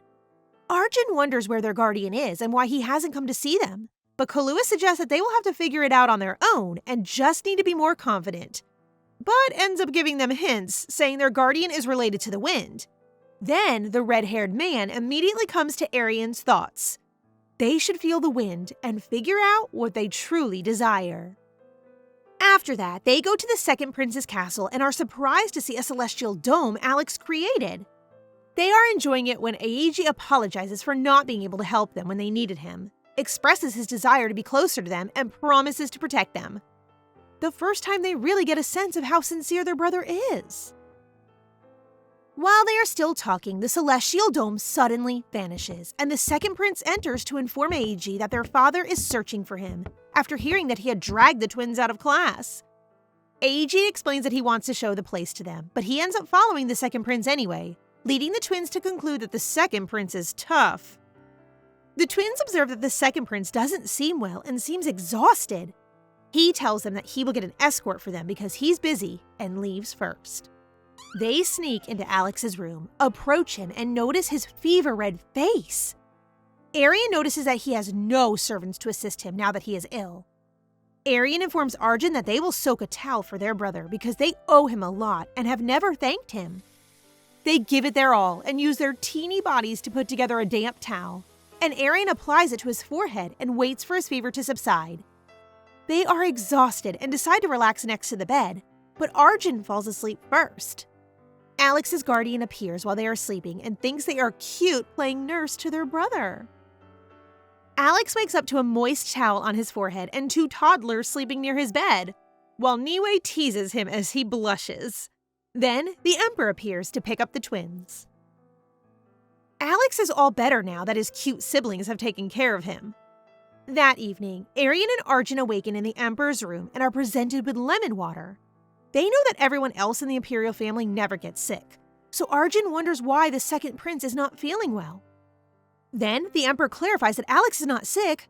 He is the best healer, and there's no illness Alex can't cure. My best boy. But there's a downside to his powers. In order for him to find a cure for unknown diseases and poisons, he has to consume them himself. And 2 days ago, an epidemic spread, which is why his body is drained. This power is the Guardian's ability, and Arienne realizes how much Arjen enjoys talking about Guardians. The Emperor notices that they still keep addressing everyone formally, so he takes this chance to get them to call him father. He's really thinking about it, and he doesn't like how distant it sounds, so he suggests shyly that they call him dad instead. And out of nowhere, Arjen calls him dad, shocking Arienne. Arjen keeps calling him dad, but it looks like the Emperor is malfunctioning. The two have perfected the art of cuteness and adorably beg their dad to let them go outside the palace. The next day, the three of them leave for a trip, leaving the three brothers behind, especially Aeg, who insists on joining them, but the Emperor really wants to spend quality time with his twins alone. Meanwhile, Niue visits Jason, who is in his red wolf form, looking much better but still healing from the stab he got. The three are still on their way, but the twins are already enjoying the lively town sights. They look at children playing and marvel at how carefree they appear. After a while, they reach the house of Marquess Basen, where they will spend the night because their villa is still far away. The Marquess cheerfully greets the twins and introduces them to the rest of his family, whom they find kind. But the twins decide not to trust them, particularly the child, who appears discontent with them. They are prepared separate rooms for them, but the Emperor declines and informs them that his children will be sleeping with him, making the twins feel so content. While they are having dinner, the Marquess offers that the twins play with his sons their age, which the Emperor agrees to, but the twins don't like the idea. They have no choice and are thrown into the playroom. The twins find the older brother to be nice, but the problem is the younger one, who has the audacity to insult them once more with the phrase, illegitimate children. Wedlin's older brother interrupts him and begins to apologize to the twins. Since Arienne is so used to it, she doesn't mind, but Arjen does. He responds by grabbing the kid and calling him stupid before instructing him to be courteous to the prince and princess. Despite the fact that Wedlin is older and taller than him, Arjen refused to let go of him by the collar. The older brother interrupts, concerned that this may damage their family name, and Wedlin realizes this and runs away. Arjen wants Arienne to understand now that they have a family who cares and worries for them, and he promises he won't let anyone insult their blood anymore. When the Emperor shows up, the cunning Arjen asks his dad if being an illegitimate child is terrible, enough for the Emperor to realize what happened. He becomes so upset that the Marquess and his children fall to their knees trembling. The Emperor gives them a warning and walks away with the twins. This will teach Wedlin a lesson. The next day before they leave, Wedlin asks for the twins' forgiveness, but Arjen is very stern and walks away. While Arienne advises Wedlin to not simply look at the individual's title, especially the word illegitimate children, but to thoroughly know the person in front of him, and adds smilingly that they should not say hurtful things to one another, while Wedlin finds her pretty. The father senses a tingling, and he quickly grabs his precious daughter away from the blushing kid. Our baby girl is unconsciously winning everyone's heart. They arrive at the villa and are about to enter when the wind from the forest catches their attention and they hear someone welcome them. They became quite curious, and the Emperor informed them that there's a large lake in the forest. While they are eating, the Emperor announces that he will be unable to tour them since he has work to complete, so they can do anything freely. Arjen begs if they can go out to the lake, and Arienne backs him up, explaining that they will bring knights and maids to keep them safe. But they are confused when their overprotective father swiftly agrees that they can go alone. We know why. Oh, can't wait. As the two stroll through the forest, they can't help but feel glad for what they have now. They aren't starving anymore, and they have a family to call their own. They feel so free. When they reach the end of the path, they discover a lake with a massive wolf lying in it. Arienne wants to run away, but Arjen senses something, and Jason's voice echoes, explaining it is their thirst for their guardian. Jason then appears before them and shrinks to a smaller version of himself, which is, by the way, so cute, and finally proudly greets his masters. He kneels, introducing himself as the Wolf of the Red Wind, Jason, their own guardian. The twins discover that their royal pride and yearning for freedom are the only things that can wake Jason up. Jason wishes to surprise their father and believes that the best way to do so is to ride on him. Arienne then notices how joyful Arjen appears, as if he has been waiting for this moment. When they arrive, the Emperor, as expected, is envious of Jason's closeness to his children, but he is delighted and proud that they can now summon their own guardian. Later that night, Jason thanks the Emperor for visiting the villa with his masters. But what bothers him is Arienne, whose imperial abilities are weaker than Arjen's, and even her reaction to the guardian is faint. The Emperor believes that this is because Arienne has thicker Habi blood, while Arjen has thicker imperial blood. But it doesn't matter. She's still his only daughter. The Emperor shares that they will hold a luxurious banquet when they return, since there are still nobles who are hostile to them. He thinks it is time for his twins to stand tall as Prince and Princess of the imperial family. When they get home, they smell the flowery perfume that can only be detected after manifestation. And the Emperor figures out it is Eiji. He then orders the butler to organize a banquet in a month to finally present the twins to the world, which the twins appear to be happy with. Also, he orders another banquet as a celebration for Eiji. The twins are so curious about how much their brother has changed after his manifestation that they decide to visit him. When Eiji found out that he had other siblings, his first thought was that they were extremely unlucky to be born in a country that despises illegitimate children. It was simply curiosity at first, but he didn't know how small and precious the twins are until he met them. And his big brother instinct wants to protect them, so he's worked hard to get stronger. Now in the present, the twins are so shocked to see how he has changed and is now looking more like a heartthrob. Their other brothers are handsome, but pretty is how they can describe Eiji. After taking a shower, he allows his siblings to braid his silky hair and tells them he can just cancel his manifestation celebration if they don't like it. But the twins' eagerness to attend surprises him, and he starts to squeeze the babies. He is so happy that he can just conquer the Forest Empire to give to Arienne, which draws the twins' attention. The Forest Empire is the only other empire with a ruling emperor, and the family owns the power of nature spirits, which is why their territories are lovely. Eiji's explanation got cut off when their other brothers arrived. The second prince, who has worked tirelessly to bring the twins and Jason together, congratulates them. Of course, the twins realize his efforts and express their heartfelt gratitude to him. Nobles are approaching the twins more frequently now, as reports of them having a guardian and the announcement that the Emperor himself is organizing a banquet for them spread. That night, Arienne wonders why she lacks the instincts for an imperial member, as the others do, and begins dreaming about her older self gazing at a silver moon, feeling a sense of longing. What could that mean? Meanwhile, Prince Edward of the Forest Empire accepts their invitation to attend the banquet, since his magic tool is picking up Habi blood coming from the Yuriana Empire, and decides to investigate. So a month has passed and the banquet arrives. The Emperor begins his speech by congratulating Eiji on his manifestation and the twins on getting a guardian. Princess Arya of Malia Kingdom is the first to greet the twins, and she mentions the pink bunny that the twins recall Eiji stole before. She thanks them for returning her bunny and expresses her gratitude by offering them jewelry made of rare red jade, which sparks the interest of other nobles, and they start lining up as well. When it's Prince Edward's turn to greet them, Arienne notices a foresty smell on him and flinches somewhat when the prince notices the same thing and compliments how she smells like the forest, but is stopped short by Eiji. Eiji recognizes the prince's bad personality and orders him to leave before he can do anything to his sister. But all eyes are on Jason as he approaches the twins, looking fantastic with his bangs up. He congratulates them and calls Arienne, who is still in awe of how beautiful he is, to swiftly leave her father's side and take Jason's hand. He then invites the princess to be her first dancing partner, which does not bode well for the boys in the family, lol. Arienne's heart flutters at the suddenness of his request, but she accepts. Prince Edward, on the other hand, is certain that Arienne is a Habi and up to no good. As the music starts to play, the two begin to dance. Jason smoothly compliments Arienne so she won't be nervous when she suddenly realizes how much he must have suffered in the past because they lack the pride of being royals, and takes the chance to thank him for not giving up on them.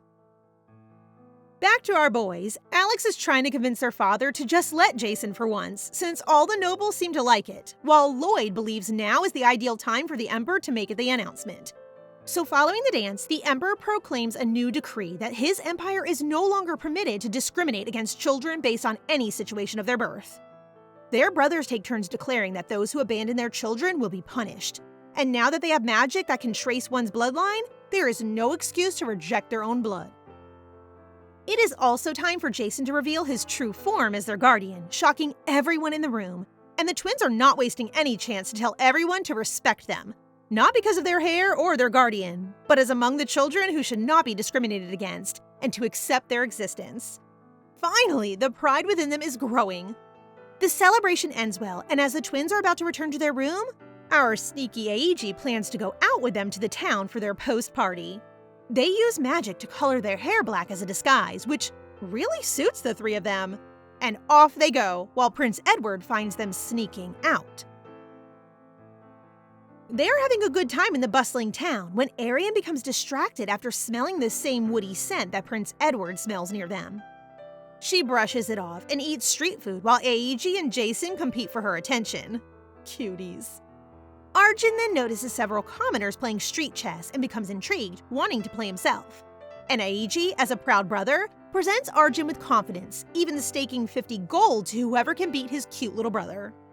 Arjen, as expected, wins all 10 matches, but the players refuse to accept loss at the hands of a child and begin arguing with Aiji. Aiji is about to teach them a lesson when Prince Edward beats him to it by using magic to put the grumpy players to sleep. They then move to a quieter alley, and Arienne reveals that Prince Edward must have been following them, as she can smell his unique scent shortly after they get to town. The young prince does not deny it, and goes to request a favor from Aiji, which is to visit Duke Ishio's estate. The Duke is known for being peculiar. He rarely visits the imperial palace and prefers to stay in his domain. Despite his oddity, he is the only high-ranking noble that didn't cooperate with Duke Rosea. Both the young prince and Duke Ishio are dragon enthusiasts, and they have been sharing information via letters. But Edward has not heard from him in the last 5 years. He tried to go to the Duke's mansion, but since he's from another country, he couldn't force his way in. And Aiji, being as simple as he is, agrees since he likes to break into noble homes for fun. The young prince then approaches Arienne and suggests that she visit the Duke as well to confirm her Heibi ancestry. The following day, while snacking, Arjen notices that Arienne seems troubled, so he acts cute until she breaks the silence. Using telepathy, Arienne shares Prince Edward's little suggestion from last night, which shocks Arjen since only their father, Lloyd, and Alex know about them being half Heibi. Arienne is terrified. Knowing that an outsider is aware of this leads her to believe that she may have thicker Heibi blood than Arjen. Even though she despises being infused with Ruahel's blood, Arjen is there to soothe her and offers to accompany her to the Duke's mansion. The twins, along with Aiji, are now pleading with the Emperor to allow them to visit the Duke's residence. The Emperor can't say no after Arienne makes her adorable puppy look, so he orders Alex to accompany them to ensure their safety, which Alex gladly accepts. He is in the middle of his magic research on the blood tracing spell, but he's stuck in its final stage, so he might as well join them on their little trip to get his mind off of things. They arrive at the Duke's mansion disguised as commoners thanks to their new hair color. Then Alex gives the guards a false letter claiming that they are the Duke's invited guests, but the guards don't fall for his plan. Arienne unexpectedly runs up to the guards and requests entry, but she's shoved away. Our boy's protective mode has been activated. When Aiji and Jason begin beating the guards, the commotion draws more guards and Alex switches tactics, deciding to let them be captured. Meanwhile, Duke Ishio's butler reports the ruckus, and the Duke orders that they be brought to the underground maze as sacrifices to him. The butler is against the Duke's order, so he tells them to wait at the entrance of the underground maze until evening, when he will open the door and let them out. Now that they are within the forest-like underground, Alex and Aiji can sense a strong mana in it and decide to investigate the area. They begin exploring, but thanks to our smart little Arjen, he discovers that they are walking in circles since he keeps seeing the same flower from which he picked a petal. And when Arienne mentions that the forest lacks the woody, refreshing aroma that it should have, Alex realizes that they may be inside an illusion. Just as they are planning the twins' safety, the ground suddenly crumbles. The twins fall into it, and it quickly closes again. Jason begins to let out a massive power and starts crying and panicking, but then gets scolded by Aiji. This is the first time we'll see Aiji really acting rational, making Jason calm down. Nothing to worry. Alex can actually see the illusion cores that they can destroy to break the illusion. Meanwhile, the twins wake up submerged in green water, and after a harrowing swim to dry land, meet a man with long white hair and horns. who reassures them that the liquid they're in is a harmless potion. Arienne's heart skips a beat when she realizes the man in front of her is the silver moon she saw in her dream. The twins are taken aback when the man approaches them and starts smelling Arienne's hair. He calls her Haby and starts carrying the twins when our boys barge in. Both the Duke and his son love dragons so much that they always buy any dragon collection they can find. This has put them in a lot of debt, but Duke Acio isn't worried because as long as he can get the potion underground, money won't be an issue. Back in the underground, the mysterious man sees our boys as a threat to the twins, or Habys as he calls them. He lets out a tremendous power that the twins have never felt from either the Emperor or Jason. Even the princes are acknowledging his strong mana and realizing he's an actual dragon named Sidwell. Things are getting more dangerous, and Alex isn't sure if he can protect everyone. However, Jason didn't even flinch after learning Sidwell is a dragon. He immediately launches an attack against Sidwell, but Arienne stops him. She stutters as she tries to scold Sidwell as well, and surprisingly, Sidwell softens and apologizes. After everyone has calmed down, Sidwell explains that he has been staying underground for the past 5 years after Rurahel disappeared. He describes her so nicely that it disgusts the twins, especially Arienne, who despises being called Haby. They summon Jason, and he quickly takes the twins from Sidwell's grasp, which makes the dragon furious. But when he sees how angry they are, he realizes he may have done something wrong and apologizes again. Then he discovers that the twins are Rurahel's children, and that, contrary to how he knew her, she is an abusive mother to them. Sidwell is actually a friendly dragon and shares that the Duke begged him to stay, which is fine with him as long as he has a place where he can rest peacefully, which is the underground. However, after Sidwell turned the groundwater into a potion, the Duke kept pestering him, so he made the illusion maze to keep them out.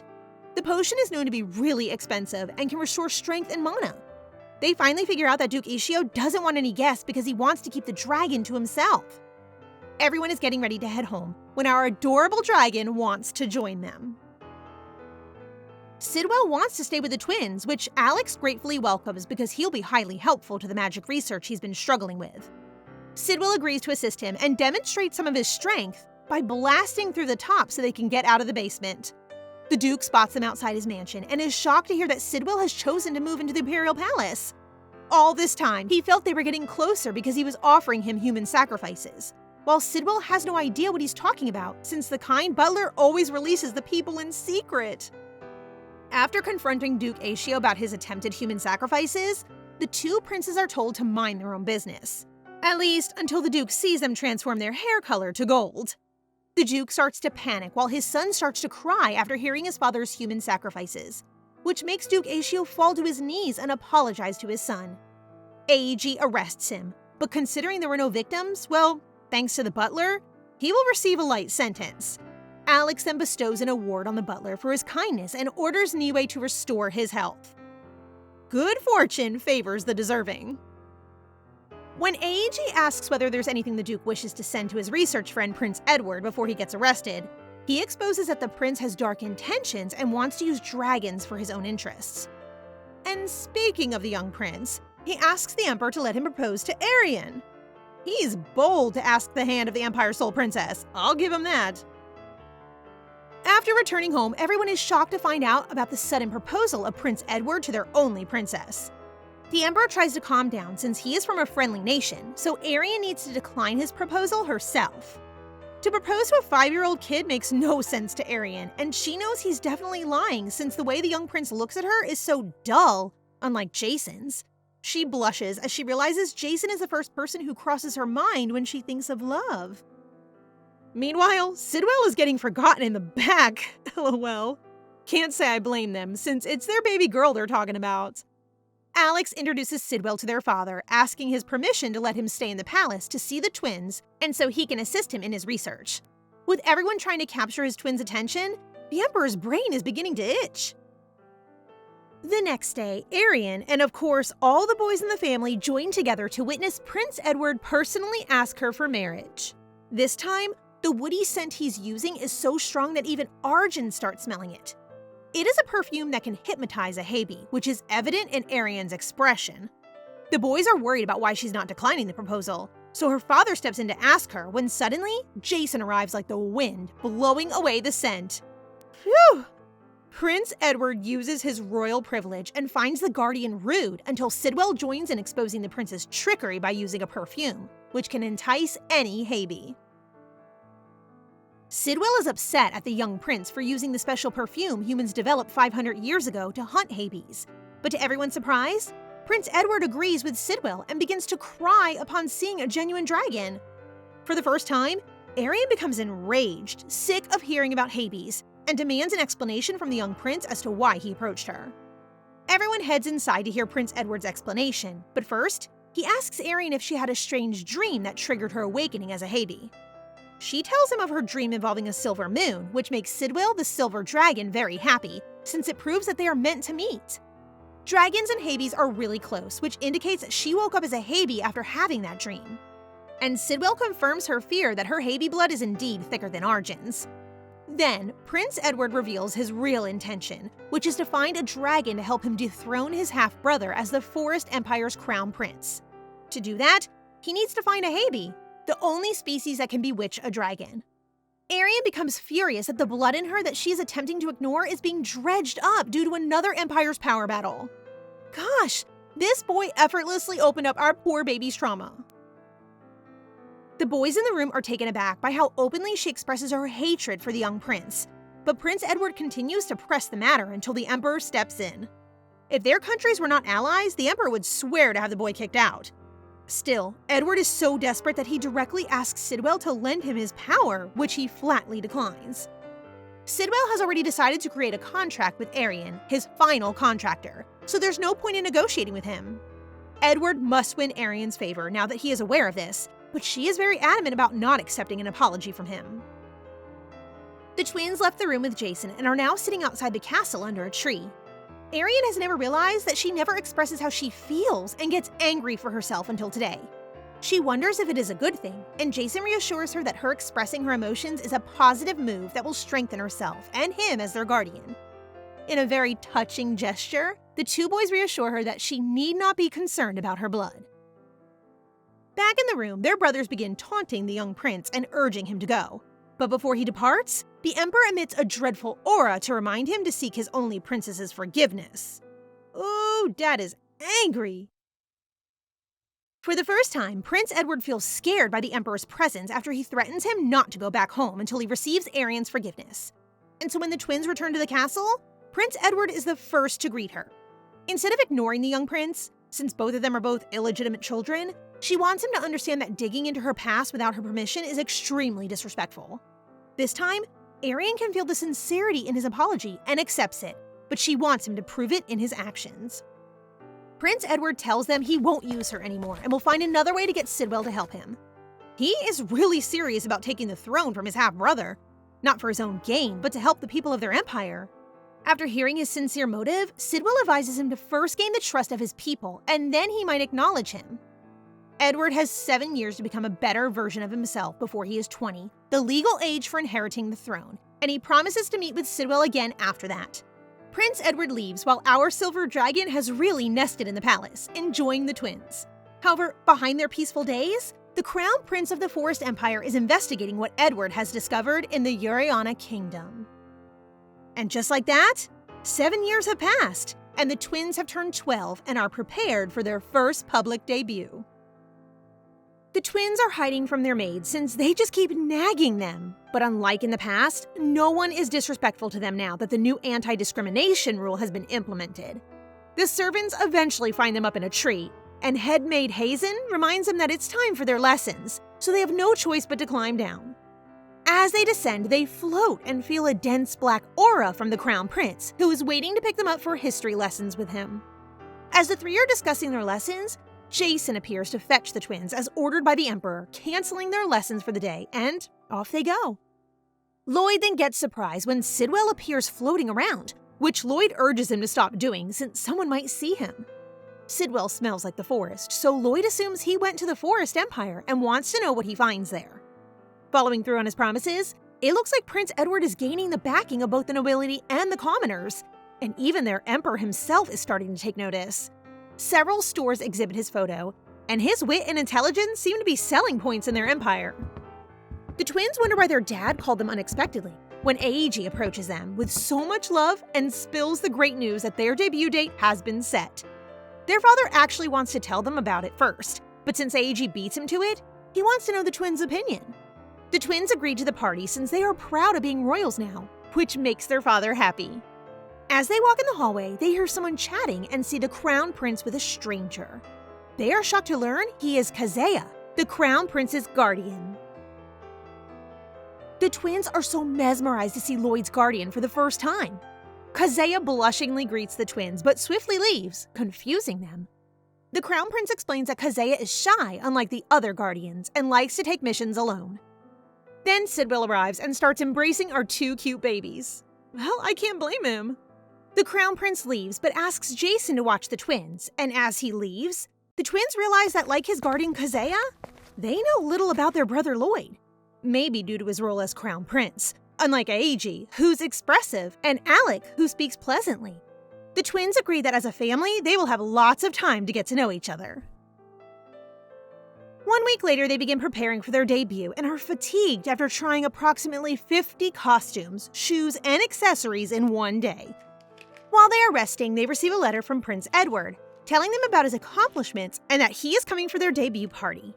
Even by reading his letter, the twins can feel his boastfulness, but they still look forward to seeing him and decide to be at their utmost best. Speaking of best, they are so done trying on different clothes again and again, so the following day, they ask permission from their father to let them go to a shop. As expected, he doesn't consent because it's too dangerous for them to leave the palace. Arienne adds that he doesn't have to worry since Jason will be there to protect them. Plus, he's strong and reliable, which makes their father jealous and decides to accompany them instead. The next day, the twins are surprised to see their father, who looks good with his black-dyed hair. Everyone in the shop stops to stare at the Emperor and the twins as they walk in. The women could not stop looking at the Emperor, who really stood out with his new black hair, as he really looks hot. Even the twins agree with how handsome their father looks. Then, the twins try the earthy clothing and jewelry they have when Arienne notices she's gained weight after a staff member measures her. Well, Arjen thinks it's natural, given all the delicious food and enjoyment they're having. Despite this, Arienne asks her father's permission if she can get training gear for exercise, which receives no question from their father and is quickly approved. As expected, the shop doesn't have pants for ladies since in this world, ladies are accustomed to wearing only dresses, but that changes today. She orders the same clothing as Arjen, and both of them appear stunning in their matching outfits. The women find it weird to see a lady wearing pants. Even the Emperor is taken aback for a time, but finds his daughter really smart and sassy. The new style quickly became a trend among noble women without Arienne's knowledge. Inside the carriage, after thanking their father for accompanying them on their shopping trip, Arienne informs him about Prince Edward, who will be attending their debut party. The twins think Prince Edward is truly impressive for all of his accomplishments, and want to talk to him more when they meet. But the Emperor warns them to be careful because they might get caught up in the Forest Empire's son's battle for the throne. Everything appears to be fine in his letter, but they now realize that Edward is actually facing problems on his own. Meanwhile, at the Forest Empire, Prince Edward has been poisoned, and the Crown Prince decides to go to the Yuriana Empire's debut ball instead. The twins are busy preparing for the debut ball, learning the names of the nobles and their positions with their teacher, the Crown Prince, since by doing so, it will help them gain the nobles' favor. The bashful Kazuya then enters the room to report something to Lloyd, prompting him to end their lesson and let them study on their own. As they walk out of the room, Arienne finds the two mysterious, but Arjen believes it is usual for him to act this way because he is the Crown Prince. A servant informs them that they have a visitor who is a delegate from the Forest Empire, which they believe is Prince Edward, but to their surprise, it is the Crown Prince of the Forest Empire, Prince Winston. According to him, Prince Edward is sick due to overwork, so he has to fill in, which leads the twins to believe that if that is the case, he should have sent them a letter stating that he'll be unable to attend their party. So they find him really fishy. He tries to enchant the twins by claiming that they are truly lovely. No wonder his brother likes them and the Emperor cherishes them despite their unfortunate birth. Just in time for Alex to hear and correct him, more like threatening him in a friendly way, to never disrespect his siblings or it could cause trouble.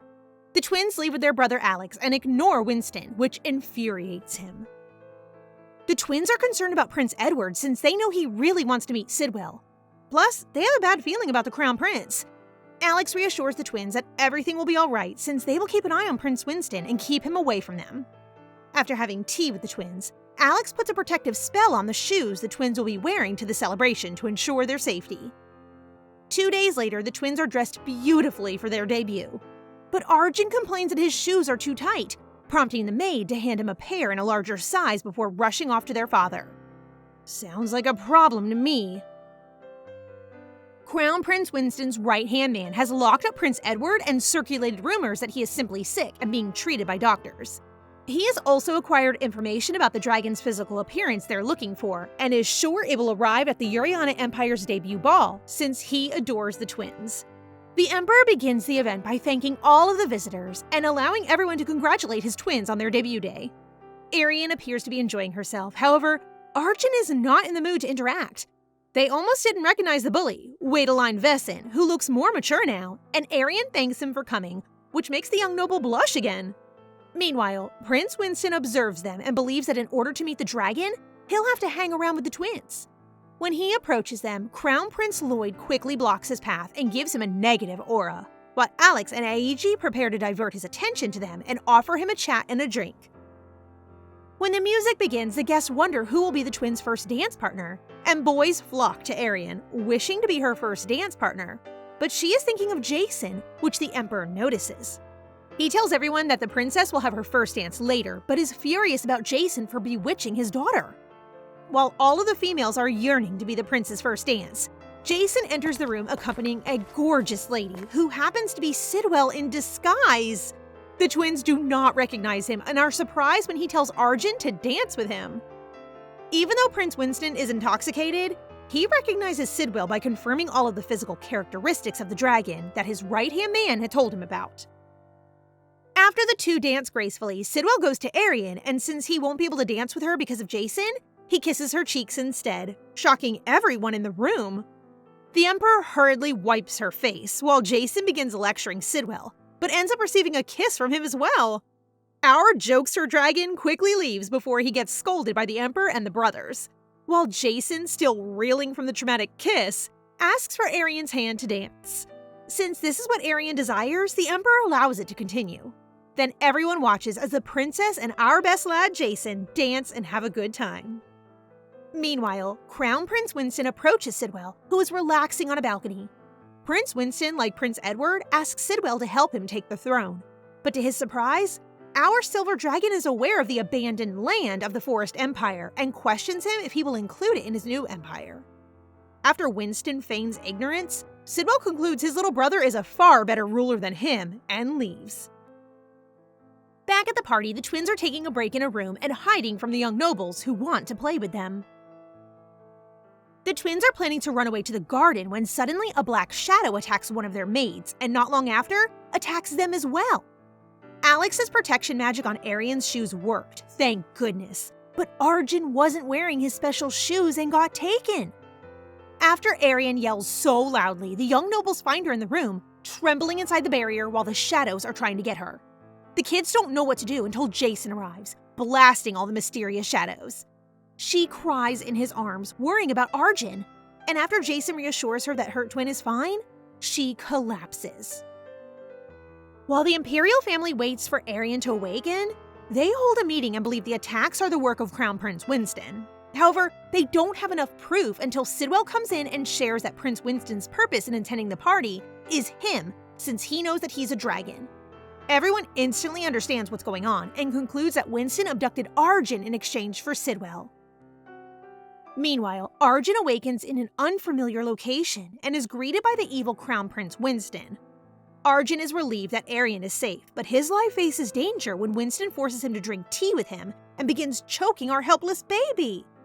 He makes a sudden, unconscious call to Arienne and Jason, which they both swiftly pick up on. After regaining consciousness, Arienne is greeted by her caring family, but right now, saving Arjen is the top priority. Jason can feel Arjen's presence in the southwest, but he can't figure out the exact location.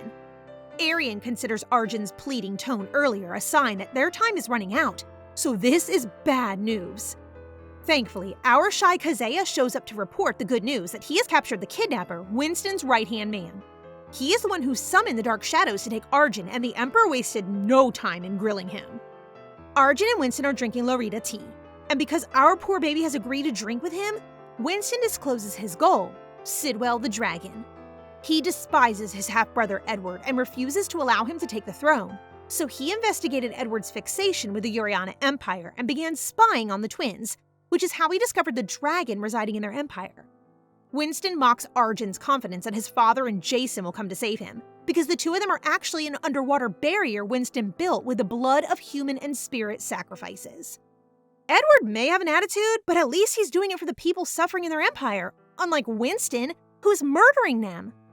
Arjen is getting really furious when suddenly he collapses. Winston is used to the tea, but for people who have never had it before, Lorita tea is a poisonous herb that can induce hallucinations. Arjen falls asleep and finds himself in the old Delorina castle. Winston's right-hand man is prepared to die and refuses to speak, so Sidwell is forced to intervene and threatens to fly across the continent to spread the word of the Forest Empire's abandoned land, which Crown Prince Winston is trying to cover up because it is their greatest shame. Arienne enters and bravely tells the kidnapper that if he does not divulge Arjen's location, she will create a song about the abandoned place and spread it. Meanwhile, Arjen has returned to the scene of their trauma to discover his mother, Ruahel, singing a nice lullaby and seeming concerned about them. Her personality is similar to how Sidwell described her previously, a pure and sweet Haby. Ruahel wants to raise her twins well, but when she realizes her powers have vanished as a result of giving birth to them, the Ruahel Arjen knows reappears. Arjen is hiding behind a tree, listening to Ruahel's hatred for humans. He recalls reading with Arienne that 500 years ago, the purple eyes of the Habys became a popular collector item, and because dragons were in their long slumber, they took advantage of it and hunted them all down. He learns that she has always desired to be empress so she could kill everyone in the empire. But since that is impossible, she has turned her wrath against her own children. Arjen is still traumatized by her voice when she goes in search of them, but he is more concerned about Arienne being taken by their mother. While he's in a hurry to find Arienne, he bumps into the same maids who abuse them. But it looks like no one can see him.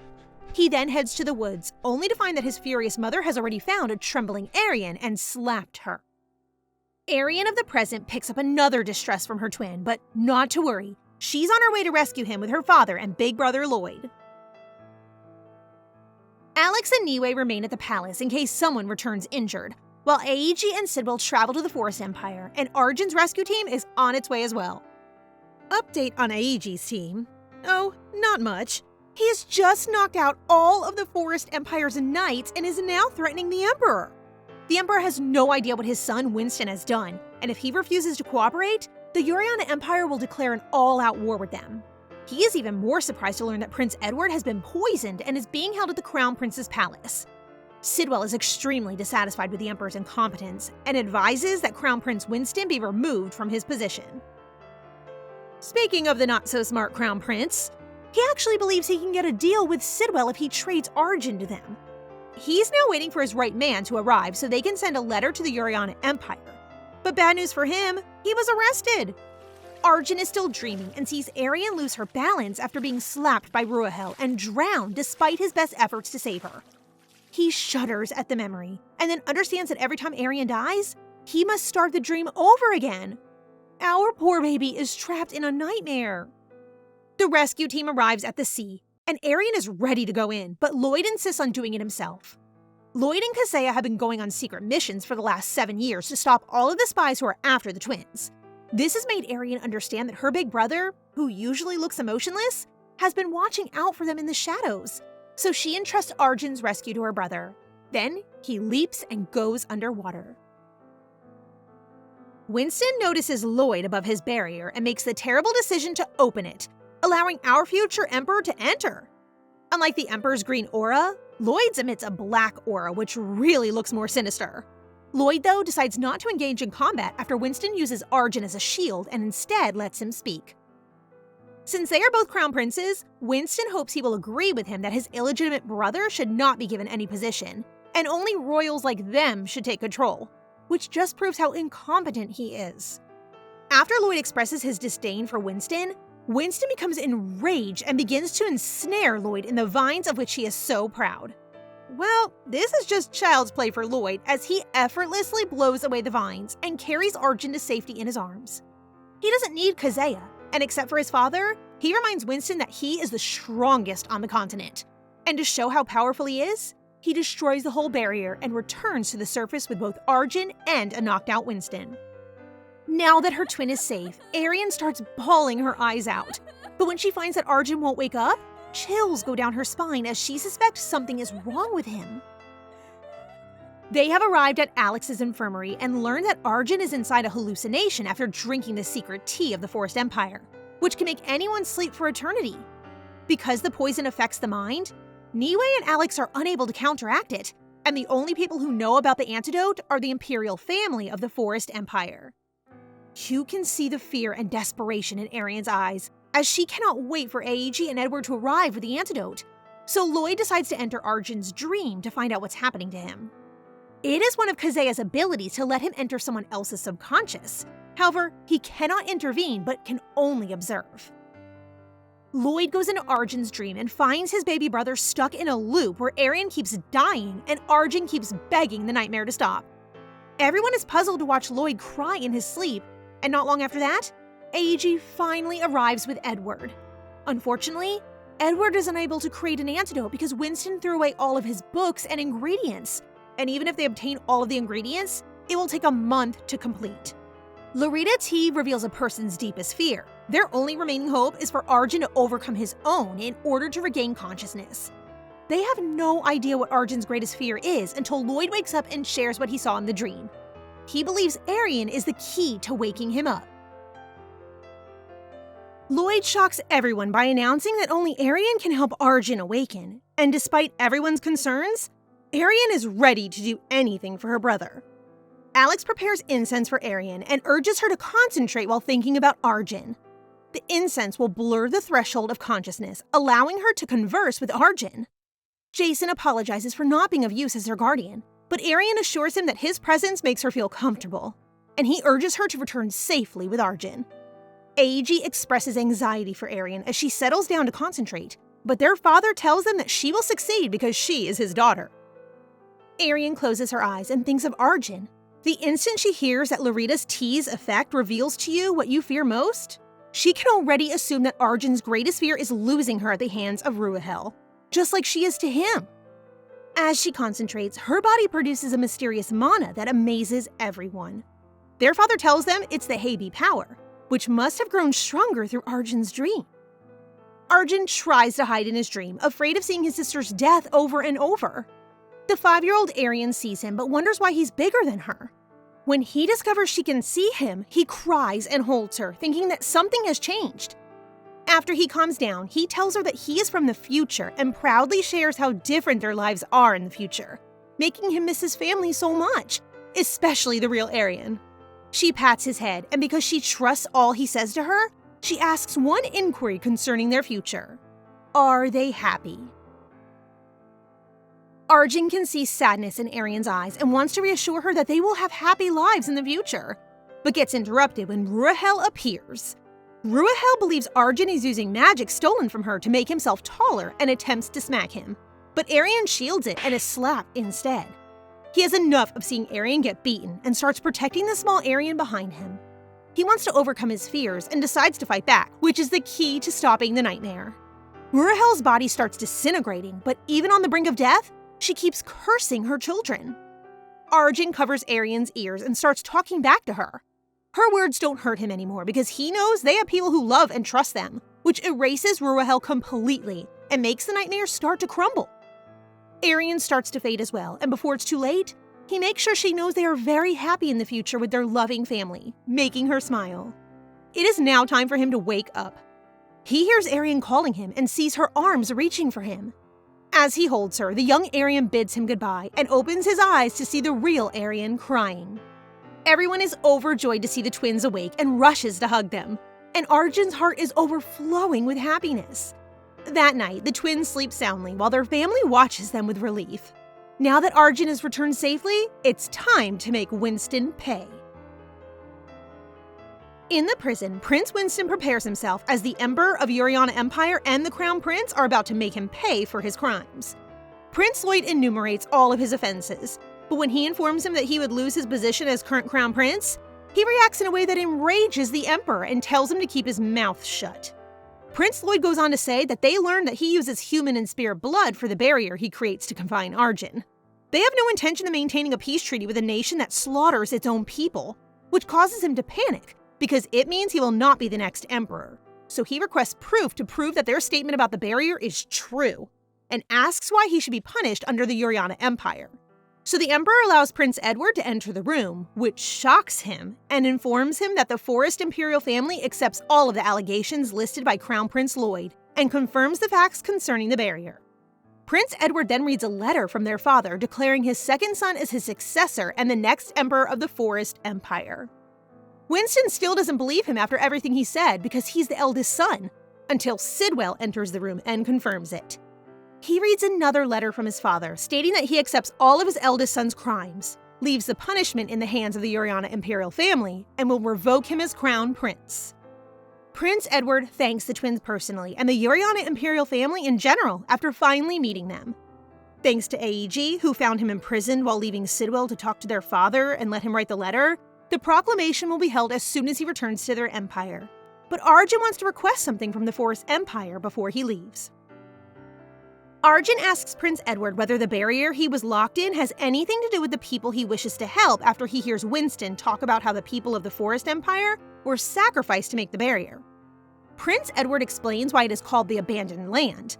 The barrier encircling it creates an illusion that hides the place from human eyes, while also serving as a jail that stops anyone from leaving.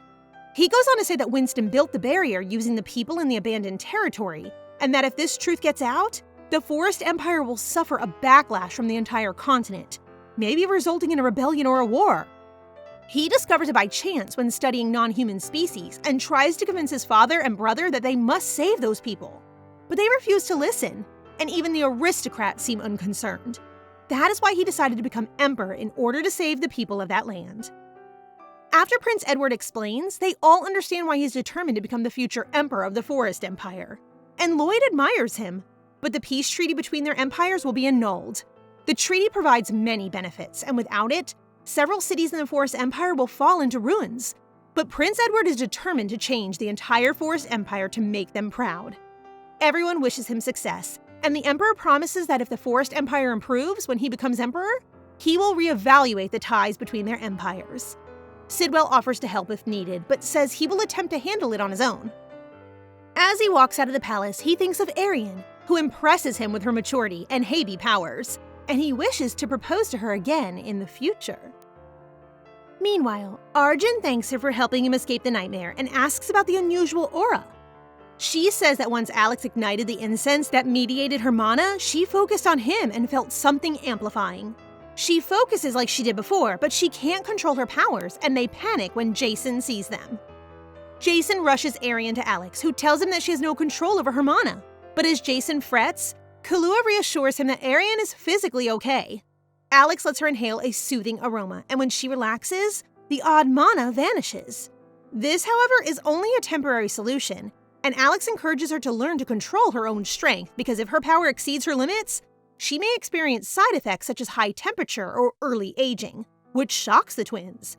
Alex tells her to initially focus on mastering her skills before studying magic at the Academy of Magic, and advises them to buy a magic book at a general shop. This time, they changed their hair color to red as their disguise, and when they arrived at their destination, they were shocked at how much larger it is than she expected. While exploring the shop, Arienne discovers a floating book with many spells performed on it. While being placed among other books, it is noticeably unusual, and she has a bad feeling when Arjen summons her and asks them to go upstairs for more beginner books. She wonders if Jason and Arjen can detect the book as well, but concludes that it must be a difficult grimoire made for strong magicians, which explains why it's charmed with so many spells, and decides to find a book for her level. Meanwhile, a hooded man is sneaking about and watching them. They are all amazed when they came across the name of Alex as one of the writers of a book that makes her think Alex might know something about the suspicious grimoire, and rushes downstairs for the book. But it's already gone. The hooded man is actually Riolu, and he wonders why Arienne shows interest in the book he's holding. Time flew by, and they are now 16 years old and getting ready to enter the Academy of Magic. The mysterious grimoire is now in the hands of the Emperor thanks to Riolu, who was in charge of searching for it for years. It is believed that only a specific clan can use it, and since it is dangerous to keep it in the palace, the Emperor sends it to the Academy's sealed chamber to keep it safe. These once tiny babies are now grown up, and it's time for them to leave for the Academy. No outsider can just freely enter the Academy, but the Emperor still wants them to be careful. And while he may always have a stern expression on his face, the twins can feel his concern. They give him a warm hug, convincing him they will be fine since Jason will be coming with them. They then arrive at the Arcante Imperial Academy of Magic, the largest magic school where only nobles can enter. The twins are in Arjen's room, and they open the suitcase where our fluffy little red fox is hiding. The three of them discuss where Jason should stay, given that Arienne and Arjen are staying in separate dorms. The twins begin to argue, but Arienne is persistent, grabbing Jason and convincing him to choose her. In the end, Jason picks Arjen's room because she is now a lady. I agree. Now that it is settled, a gorgeous pink-haired lady knocks on Arjen's door to remind him of his speech since he is the first-year representative. Surprisingly, Arjen is doing pretty well with his speech, while Arienne can hear some ladies fangirling over him. She tries to look around to see familiar faces, but ends up finding a pretty boy. However, Arienne's mood suddenly changes when she overhears some students mocking the pretty boy for being an illegitimate child. Arienne notices the pretty boy shaking as he hears all of the mockery. She despises the fact that people still mistreat illegitimate children, so she uses her princess privilege to make them silent. After Arjen's speech, she is surprised to see Wadeline, once again on stage as the third-year representative. He used to be a spoiled kid, but he has grown up a lot since then. Arjen sits down next to his twin, and she quickly tells him about the illegitimate student who's getting bullied, and they both agree that they won't let it happen again. Following the ceremony, the same pink-haired lady approaches them again and presents herself as one of the Academy's teachers. But what amazes them is that she is the pretty boy's half-sister. She too is an illegitimate child, but she's not publicized, unlike Sahara, the pretty boy, who made headlines after not being given enough time to conceal his identity.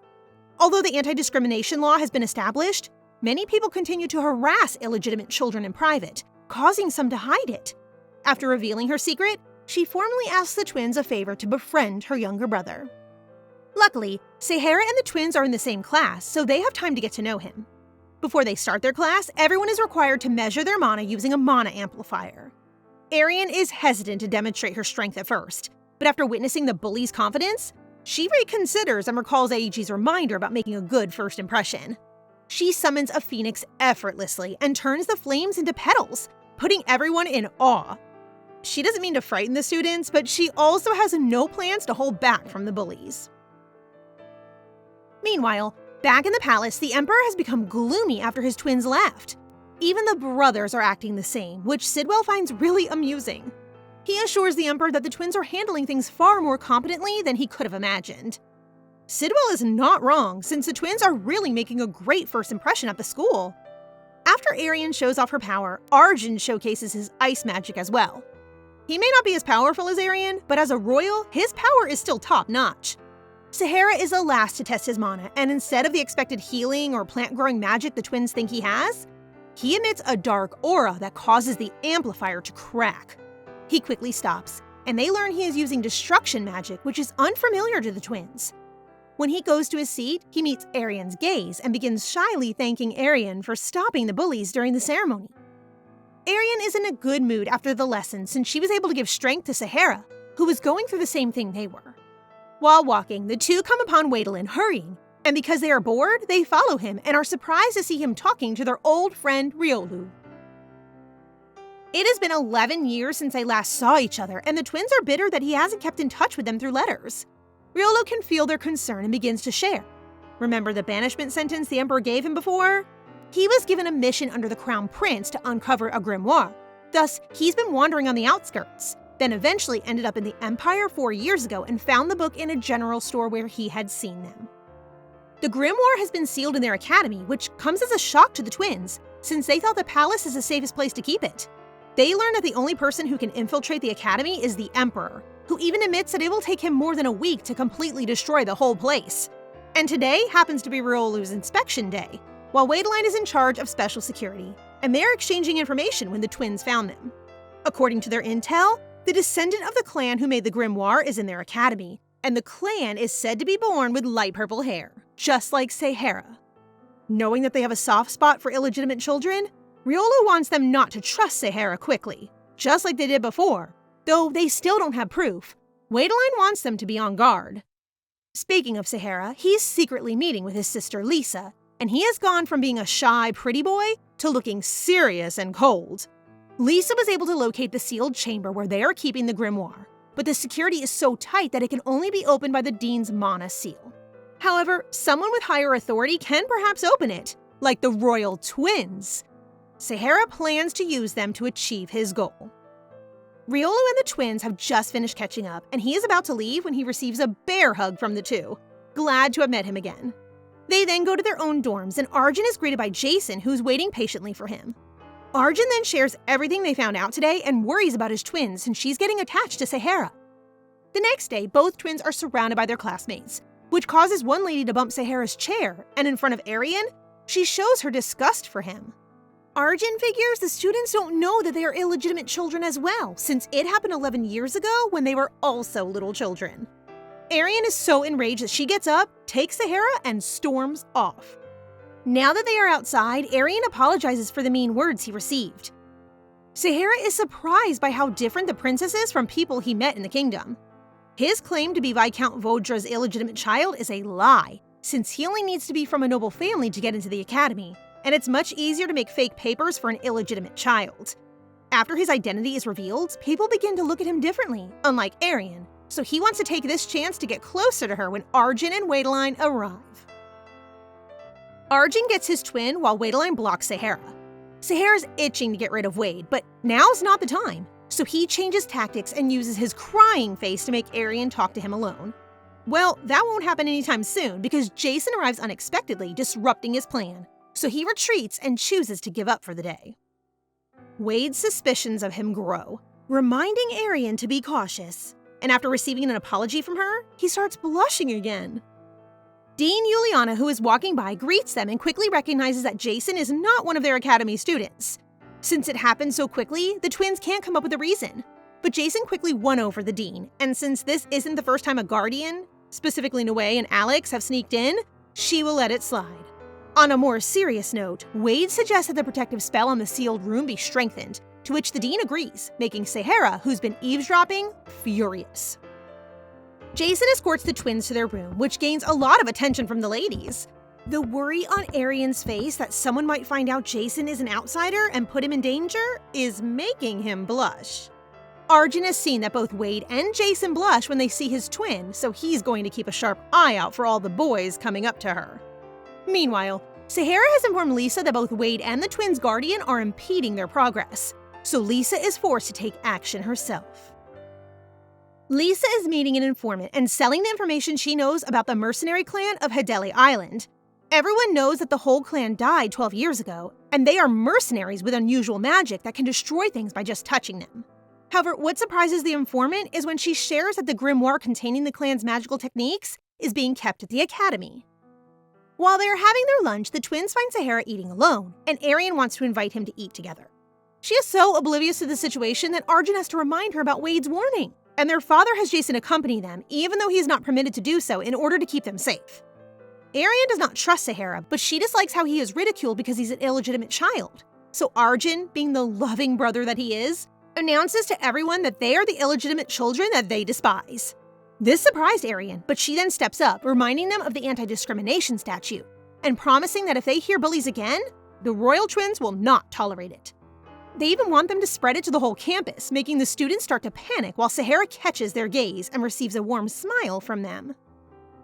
During their break, Sahara can hear students talking about the twins and remembers how they look at him as if to reassure him that he's not alone. The twins' kindness is making him waver. After 11 years since his clan died, not a single person has helped him until now. His thoughts get interrupted when Wade approaches him and demands that he show off his unusual magic. Everyone born with mana has distinctive features that cannot be changed, such as Arienne, who can use fire magic but cannot use Arjen's ice magic, which means you can quickly recognize the mage by their unique magic. Unlike destruction magic, which can only cause physical damage, Sahara's clan's slaughter magic can annihilate anything it comes into contact with. This will allow Wade to confirm his suspicions that Sahara belongs to the mercenary clan, and as expected, Sahara declines to show off his magic, citing the fact that they are not permitted to use magic outside of their class. Wade starts to get irritated, so he warns Sahara to never touch the prince and princess. However, he gets confused when he hears Sahara's sincerity that he has no intention of hurting them. Sahara walks away, and Wade tries to stop him, but the dean shows up out of nowhere. She's been listening to their argument and has decided to weigh in, saying that if Sahara is the descendant of the Lost Clan, she won't stand in his way while he pursues the grimoire that rightfully belongs to him. The dean's opinion shocks Wade, so she ends up changing the subject and they talk about the upcoming festival. Wade then tells the twins the news, and the joy on their faces is obvious. However, Wade urges them to be extra cautious since outsiders are permitted to attend their academy during the festival. But that also means that their father and brothers will be able to visit them. Speaking of their loving family, the three brothers are very excited to see the twins, and it appears that Sidwell will be joining them too.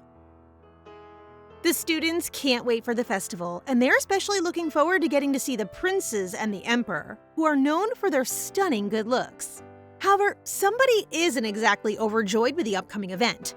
Arjen is disappointed after knowing that there are no food stalls during festivals at this academy full of nobles. He panics at the idea, turns grumpy, and then marches off to the dean's office with a petition he collected. Or rather, for students to sign, asking that street foods be allowed at the festival. Since the prince specifically requested it, the dean reluctantly agreed to allow food carts on campus for the first time in academy tradition. The day of the festival arrives, and everyone is captivated by the imperial family's stunning entrance. Before the twins can finish their brief embrace of their dad, the three brothers plus Sidwell rush up to give them a bear hug and a kiss. The twins are eager to show them around school, so they head straight to the snack stand, only to find it deserted. Noble students' views that eating street food is beneath them have Arjen seething with anger. He vows to bring the business back to life. No one can stop Arjen when it comes to food. Meanwhile, Sahara and Lisa are observing them from the pack and did not anticipate the imperial family visiting, but they do not intend to stop here now. Lisa offered the informant a fake location of the grimoire, claiming that it is concealed in one of the academy's pentagram points, leading anyone interested in the grimoire to hunt for it while the two of them would head to the correct place. As expected, many thieves have dispersed to various parts of the academy in an attempt to find the grimoire. Sounds like trouble to me. Back to the imperial family, our brilliant Arjen uses his dashing brothers to promote the street foods, and in a flash, all the food carts are overrun with fans. Students. When Arjen's brothers come to him for praise, he beams with satisfaction at the success of his scheme. They still love getting acknowledged by the twins. Cuties. Jason then checks the pamphlet and finds it weird that the dean placed the food stalls at the pentagram points, matching the information that Lisa provided to the informant. The dean, as far as the emperor knows, is quite meticulous. She undoubtedly had good reason for the strategic placement of the stalls when suddenly an explosion occurred. Then they notice that the dean has set up a massive barrier protecting all the food stands in different locations. She must have known that outsiders would come looking for the grimoire.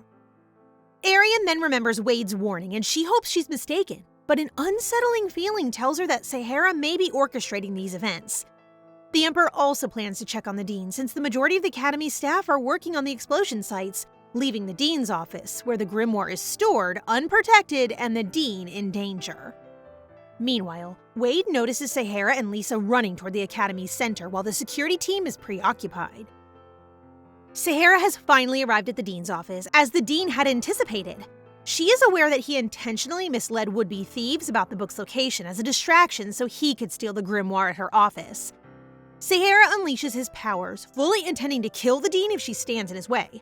However, Wade enters the office suddenly, so Sahara quickly knocks out the dean first, then uses his magic on Wade before he can react. Without any mercy, he is causing Wade's arm to turn black with his magic. But thankfully, Lloyd steps in, stopping Sahara from doing any more damage. The twins quickly check on Wade and see that his arm is rotting, proving that Sahara is indeed from the Lost Clan. They can't afford to waste time, so Lloyd assists Wade in seeing Alex, leaving the twins with the Emperor and Sidwell, who's really just in the corner spectating everything. Then they are surprised when Lisa arrives, holding the dean as her hostage. This confuses the twins because they never thought she belonged to this lost clan since her hair isn't lavender, only to discover she's mixed blood. She then unleashes her magic, determined to face the Emperor head-on, just to take the grimoire no matter what. Out of nowhere, the Emperor asks the two their ages, and the twins are startled to hear that Lisa is only 20 years old, while Sahara is already 21 years old, and the two are cousins. They were still children when their clan perished, so they have no idea of the grimoire's appearance or the extent to which it poses a threat. But Lisa is so stubborn, so she didn't see it as a warning from the Emperor. The Emperor wants to teach them a lesson, so he orders the Dean to bring out what they seek. After the Dean uses her seal magic to bring forth the grimoire, Sahara and Lisa sense the Hedele clan's mana emanating from it. Lisa quickly grabs it and demands the Emperor release Sahara, promising that they will never come back again. But of course, that will not happen since they are still terrorists who must be punished. Furious, Lisa flips open the grimoire and unleashes a wave of chaotic mana, leaving Arienne shivering. Arienne is confused by her father's decision to give it to her, knowing it has potential to inflict so many casualties, when Lisa begins coughing up blood and falls. She is experiencing the adverse effects of using the grimoire that only pure-blooded members can utilize. We now know why the Emperor sealed the grimoire. For the past 12 years, numerous people have died while attempting to use this deadly but powerful book. Sahara cries his heart out, seeing his only family on the verge of dying, so the Emperor offers him the option of surrendering in return for having Lisa treated by Alex, which he accepts. The Hedele clan lives on a small island, and all of its people have lavender-colored hair. Despite the fact that their island is desolate, they are affluent due to their unique magic, which others pay them for missions, earning them the title of Mercenary Clan. Then, one day, a man arrived with his soldiers and gold and was interested in hiring the entire Hedele clan for his evil business of kidnapping and selling kids, which didn't sound right to the clan, so they turned him down. The man was so petty that he destroyed the entire island in an instant that night, and only Lisa and Sahara managed to escape the blaze. Alex is able to save Lisa's life, although she will remain unconscious for a few days as a result of the grimoire's side effects. Arienne, still hoping Sahara will not close his heart in revenge, advises him to settle somewhere safe once they've paid for their crimes. The same way she feels about Arjen, she wants him and Lisa to be happy and not put their lives at risk, since they only have each other. Her comments only made Sahara more enraged, saying he has no right to be happy after his family was murdered. And with murdering eyes, he informs her that revenge is the only thing that keeps him going. The twins and Jason are in their usual spot under the tree when Arjen leaves for his snack time, leaving the two alone. Arienne asks Jason whether she's wrong to wish Sahara happiness, and Jason assures her that she isn't. Yet he understands Sahara's desire for vengeance because he would as well if something bad had happened to her or Arjen. When Jason adds that he is willing to die for them, Arienne instantly orders him not to be overtaken by vengeance when it comes and wishes him to remain as the beautiful red wolf she knows. Her warmth surprises Jason, who ends up kissing Arienne on the back of the hand. Jason expresses his gratitude to her, which is making our girl really blush. She looks away and rushes to see Arjen, while our sneaky dragon giggles after seeing everything. Even Arjen can visibly see something is really going on with the two. LOL. The twins have been coming to visit Sahara for a few days, and while he hasn't conversed with them, he has always thanked them and smiled as they left.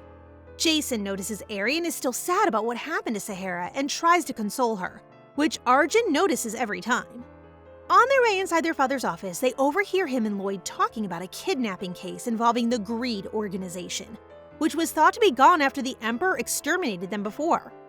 The matter is in Aegi's domain, but because he has assigned Aegi a separate duty to improve his speaking skills and patience, Aegi's aides sent soldiers to hunt the organization on his behalf, but they were wiped out. What's more unexpected is the report that this is because the Greed has a mercenary with lavender hair who uses slaughter magic. As far as they know, only 2 children survived, so Lloyd speculates that the Greed's master captured and used children from the Hedele clan 12 years ago. Lloyd is correct, because a girl with lavender hair named Rhea is currently working with Greed to abduct children. The Greed organization was the one who burned the Hedele island, so if they took children and had them work for them, that only means they have brainwashed the poor kids. To be used by their clan's murder for 12 years is making Arienne furious. They decide to finally enter the room and request that their father assign them to rescue the kidnapped children and the brainwashed kids of the Hedele clan, But as expected, they receive an immediate no from their father since the task is too dangerous for them. Arienne still tries to convince their father, but ends up leaving his office defeated. They are now having snacks, and this time they will be using Arjen's plan, which is to gather information secretly. Jason is now on his way to buy hair dye for the twins' disguise when Sidwell greets him out of nowhere. Our carefree dragon has actually overheard the twins' plan, and then tries to tease Jason by asking if he will be okay if Arienne keeps becoming engaged with Sahara. Jason has no idea what Sidwell is up to, until Sidwell tells him straight out that he knows he is falling for our girl. He then asks him again if he's okay with Arienne getting closer to another boy. But this time, Jason turns away and with a serious face warns Sidwell to never make such absurd comments again to him, reminding him he is Arienne's guardian. Sidwell bursts out laughing when Jason leaves because he knows Jason is still in denial. The blossoming romance is providing this dragon with hours of entertainment. Jason can't shrug away Sidwell's confrontation the other night. He has never heard any guardian fall in love with their master. But now that he tries to think about Arienne, he's now doubting his own feelings. The twins in disguise interrupt Jason's train of thought, and he decides to put their secret mission first. The three of them are now on their way to gather information and arrive at a pub called Red Cat. Their objective is to be employed by the pub, which should be rather easy given their good looks.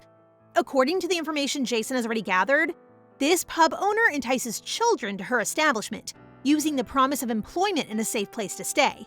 But in reality, she is a broker who sells children to the greed organization.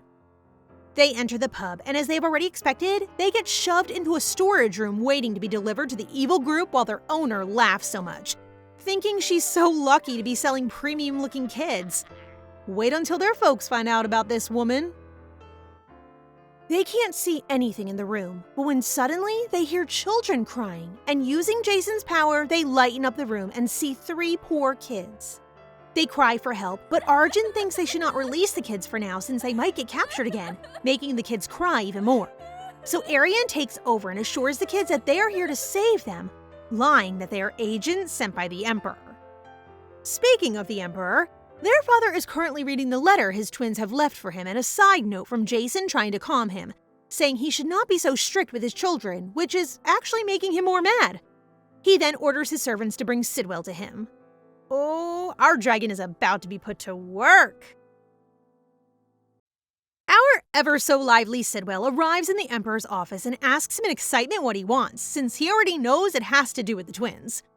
While all this is going on, the twins and the kidnapped children are being transported to the Greed's base in a wagon. And now that they've gotten far enough away from the pub, it's time to save the kids. Arienne uses her magic to burst open the wagon and have Jason bring the kids to safety, while she and Arjen intend to stay to check out the enemy base. After the thieves check up on them, they decide to merely deliver the twins instead of looking for the runaway kids and comment on how much Mr. Shylon dislikes late people. Now that they know the boss's name is Shylon, the twins are more motivated than ever to track him down. They finally arrive at the Greed's headquarters, and judging by how luxurious and sparkling the place is, they can only assume that the boss truly loves money, as their syndicate name suggests.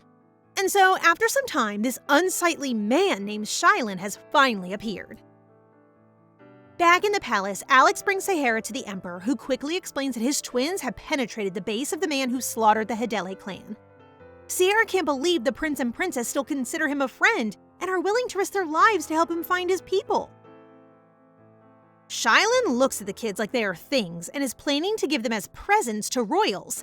However, this guy is more thorough than he appears and begins noticing how fair they appear for children from the countryside.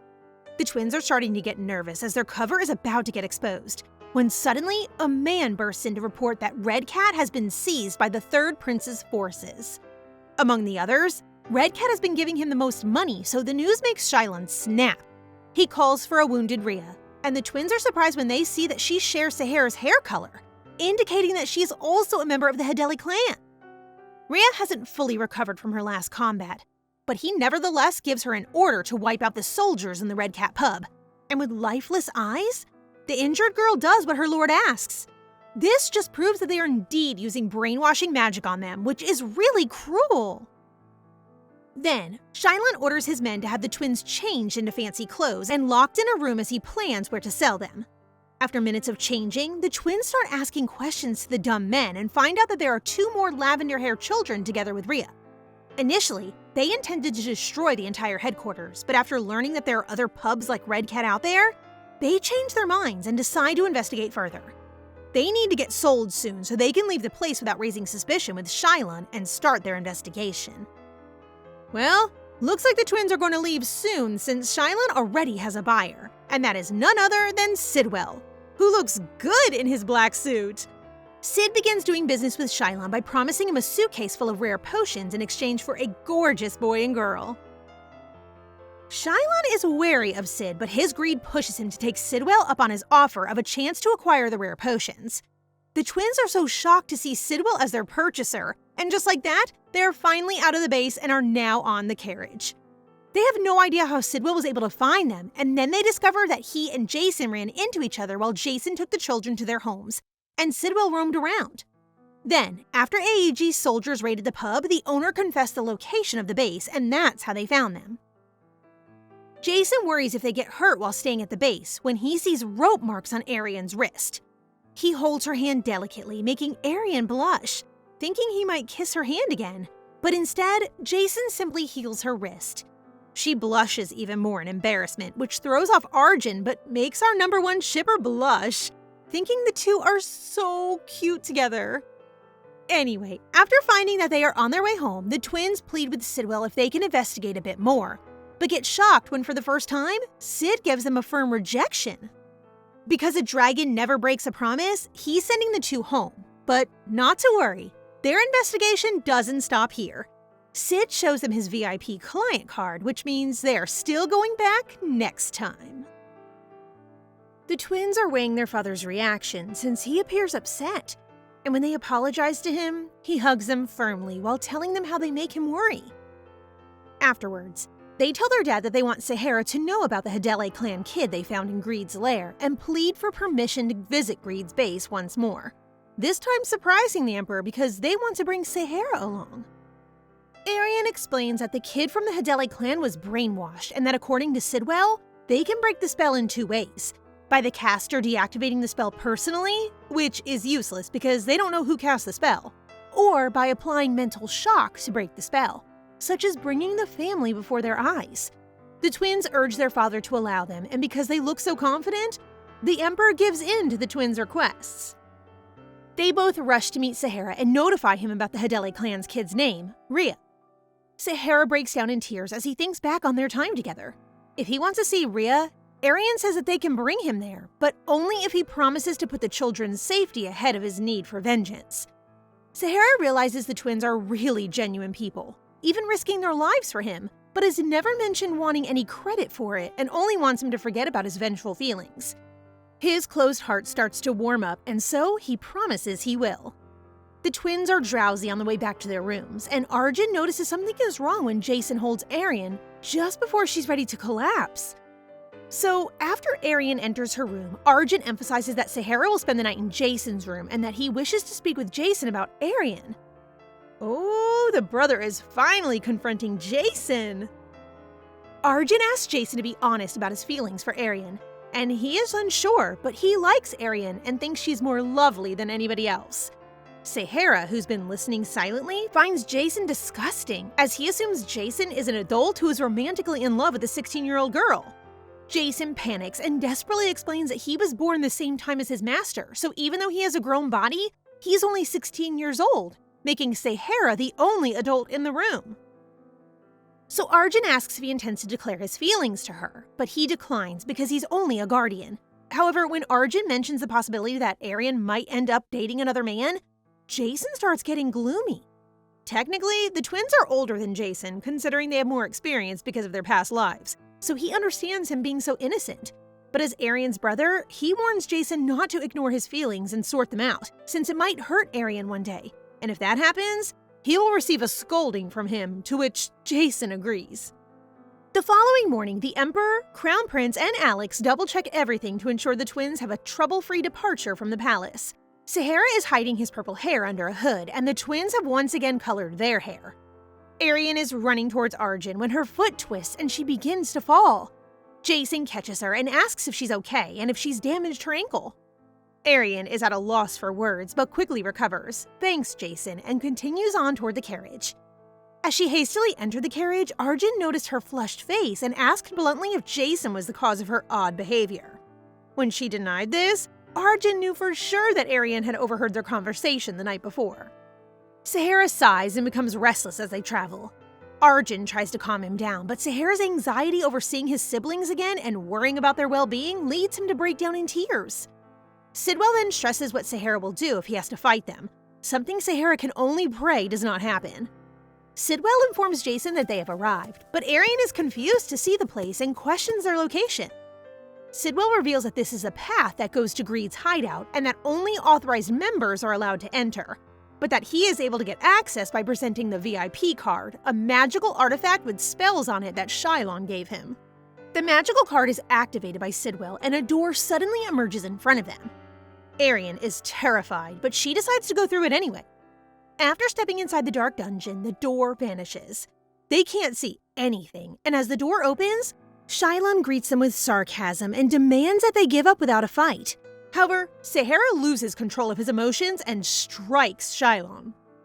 While Sahara attacks him, Shylon smiles and emits mana of the same color, neutralizing Sahara's magic with the magic he shares with his siblings. Shylon calls out to them by name, but they don't seem to recognize him, and instead they all attack him, causing him to fall. Jason warns Sahara that he will attack his siblings if they pose a threat to his masters, but Sahara intervenes and his siblings attack him as well, just in time for Jason to put up some protective shield for them while Sahara begs his siblings to wake up. Arjen urges Sahara that they must fight back, but he trembles, stating that he cannot harm his siblings with his own hands. So, Sidwell nonchalantly resolves to do it all alone. He attacks before anyone can move, surprising everyone. The three children are knocked out, causing the twins to scold Sid for inflicting harm on them, only to find that Sid used mental magic to weaken the brainwashing spell on them. They then focus on Shylon, who has thus far been able to defend himself using defensive magic. Then, Sahara goes to check on his loved ones, and his face lights up when Rhea recognizes him. However, Shylon interrupts their quick reunion by using the red amulet necklace, which emits dark mana, causing headaches for the children. Using Rhea as a puppet again, he strikes Sahara while the other two go after the twins and are knocked unconscious by Jason. After Sahara has finished holding down Rhea, he sprints after Shylon, who's making a break for it. The twins and Jason agree to chase after Sahara, while Sid stays behind to care for the unconscious kids. Arienne can sense Shylon's strange mana, and so they follow it, only to discover that Sahara has already been beaten by the guy. Shylon's mana appears to have been increased, and it appears to be due to the mana potion Sid gave him. Shylon's release of his black aura has convinced Arienne that this man is capable of much more than just using magic items. The twins admit that he could be a high-class mage, and so Arienne uses the chance to ask him if he was the one who used brainwashing magic on the Hideli clan children. Shylon simply scoffs and boasts that he perfected his magic so he wouldn't lose again to the Emperor, who years ago destroyed the flourishing Greed Syndicate on the day of his succession ceremony. He saw the might of the Emperor and was determined to equal it, so he studied magic, kidnapped the children of the Hideli clan to use as weapons, and is now plotting to capture Sidwell to have him bring him more mana potions so that he can amass even more wealth and influence. When he realizes the twins are most likely working closely with Sidwell, he unleashes black threads to grab them as hostages. But this kind of weak magic will not work on our Red Wolf. Then, Arjen tries to confine Shylon with ice magic. However, the ice magic has no effect on him because of the mana potion that is increasing his strength. After downing 2 vials, Shylon is currently drinking a third as a means to beef up his black magic more. He is now blinded by his overwhelming strength and continues to attack them, but Jason simply uses protection magic to ward off the attacks, something the twins don't understand. Their guardian patiently waits for Shylon to cease his attacks, and after many more hard blows, this evil man begins to feel the effects of the potion. His heart is failing, he's coughing up blood, and the best part is when he suddenly begins to age. It's not just that pure mana potions are hard to make. Not everyone has the talent to use them either, especially not someone like Shylon who drank multiple vials at once. Sahara then walks up to him while he's gasping for air and stares at him menacingly. The sight of their clan's enemy fills Sahara with rage, and he resolves to kill him. However, Arienne is quick to remind him of his promise before they continue with their mission, and he gradually calms down. But still, he grabs Shylon's arms, squeezes them, and orders him to lead them to the location of the kidnapped children while threatening him. The twins comfort all the crying children when Sidwell shows up, so proud of the twins for succeeding, while Shylon yells at him in rage for giving him the potions. Looking at how he aged drastically, Sid simply laughs at him and describes the ill effects of the potion when taken in large amounts, revealing just how greedy Shylon is. Since Sahara's siblings haven't fully broken free from the brainwashing, Sidwell explains that he put them to sleep and assures him that it will take some time for them to come to their senses, and for now, they will take them to the Imperial Palace, which piques the attention of Shylon. Meanwhile, Arienne, concerned about Jason's condition, points out that his sleeve's hem is torn and musters the courage to ask for a private talk with him when they return home, which causes Jason to blush and accept. Arjen repeats what he just heard, but Arienne denies it, while Shylon is now concerned about their identities after overhearing them mention the Imperial Palace again and asking if the Emperor ordered them there. Arjen no longer considers Shylon to be a threat, so he decides to reveal his true identity. Shylon cannot deny the resemblance between Arjen and the Emperor's look, and since his plan to rebuild the Syndicate has failed, his body has aged rapidly, and he decides to make a last-ditch effort to bring the Emperor's son with him. Jason and the twins are busy talking and do not notice that Shylon is about to attack them. The old man releases a black mana directly to Arjen, but Jason is quick to put up a protective shield for them. Then, Shylon decides to attack the innocent children instead, but Arienne quickly moves to protect them and gets hit, causing her to fall. After Jason sees Arienne, he squeezes Shylon's neck, ordering him to explain the type of magic he just cast. But it looks like Arienne is fine and has not been affected by Shylon's attack. Jason calms down and rushes to embrace her and expresses his relief and concern for her. However, Arjen, irritated by the sight, separates them and asks Arienne if she's truly okay. Arienne waves her arms to make them believe her, but still, Arjen finds it weird and suspects that perhaps Jason's counterattack weakened the spell, while Jason insists on having Alex check her when they get back to the Imperial Palace. Sidwell arrives with several soldiers to help transfer the children to the Imperial Palace, and as Arjen issues instructions to ensure everything goes smoothly, Arienne whispers to Jason in a way that makes him blush that they need to talk privately after her checkup. They all arrive at the palace and report everything to the Emperor, who is proud of the twins and believes that they must be hungry, so he asks the kitchen to prepare dinner. But Jason interrupts the Emperor and informs him that Arienne needs to be taken to Alex. Arjen adds that Shylon used a strange spell on Arienne, and she says she's fine, but they should check just in case. When the Emperor hears this, he panics and instructs them to get to Alex immediately, while Arienne smiles and tells him she's fine, but feels dizzy in an instant. They worry as she falls barely in time for Jason to catch her, but as she opens her eyes, she has no idea who he is, and she also screams at the sight of her own father. Arienne, who has lost 11 years of her memories, is unwilling to interact with anyone but her twin and is now behaving like the old, frightened 5-year-old Arienne. She can't believe their mother is dead since the last thing she remembers is being hit by a wine glass Ruahel tosses at her. Jason and the Emperor go to Alex and inform him what happened to Arienne, and since the accuracy of the magic selectively deleted her memories, leaving the recollection where she suffered the most can only suggest that she was hit by curse magic. They go to Shylon in prison to question him, but he merely chuckles at how he damaged the Emperor's only daughter. The Emperor is about to lose it when Jason steps in, smacks Shylon, and grabs his pendant to examine it. Instead of wasting time with him, the Emperor has the children of the Hedele clan accompany him and let them play as they choose until he opens up. This is like a gift for Sahara, and he is ready to make him suffer. But first, he asks the other kids to leave the room so they don't witness anything too terrifying. They then left Sahara alone with Shylon, and the 3 kids decide to repay the Emperor's kindness by sharing what they know about Shylon. Rhea and the other 2 kids are filling in the Emperor on what they've learned about Shylon's magic. And it turns out that not only can it wipe memories, but it can also make people forget who they are. They recall that when they first encountered Shylon, the black mana emanated from a pendant he was wearing. And despite this being their first interaction with his black mana, they felt a sense of familiarity with it. Now that they have a lead, Alex decides to investigate the pendant first. Inside Arienne's room, Arjen is staying with her since she is still unstable when her vision blurs and she suddenly forgets who she is for a second. It is happening faster than I thought. The sound of her twin calling her name finally snaps her out of it, and Arjen takes her to bed, deciding not to leave her given that she's still frightened, just like she was when they were children. Back to the investigation, Alex finds a tiny black item inside it and decides to let Sidwell confirm what it is. And it is indeed what Alex thought, a black dragon scale. Since no black dragon remains in the human realm and all others have long since fled, they are starting again from scratch. Until, that is, Alex recalls the one person who is obsessed with and knows everything there is to know about the dragon. None other than Crown Prince Edward. Sid is thrilled to personally get him, and so he leaves, flying like the main character that he is. Meanwhile, Sahara has been torturing Shylon in prison, despite his protests that he doesn't really know how to free Arienne from the curse, and the mage who taught him the curse magic has already died. Sahara's anger is only growing at this point.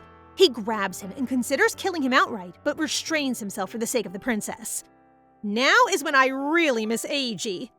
Sahara intends to torture him further until he reveals vital information that will help them, and eventually, Shylon admits that the mage who trained him mentioned incorporating the magic of Hadele Island into the curse spell. Arienne has entered a nightmare in which she encounters a girl with purple hair. Despite the fact that the girl is now facing away from her, Arienne begins to feel fear and her breathing becomes shallow, so Jason has no choice but to wake her up. Thankfully, she awakens to a worried Arjen and Jason, whom she can't remember, but for some reason, she feels safe with him. They then get ready for the day since Arienne will be meeting Edward today, and as soon as the Crown Prince sees her, he formally greets the princess and kisses the back of her hand. After confirming that Arienne has definitely lost her memories, he prepares a small gift for her and emits a foresty scent to make her feel at ease in his presence. Then, he tries to invite her on a walk, but duh, now is not the time for that.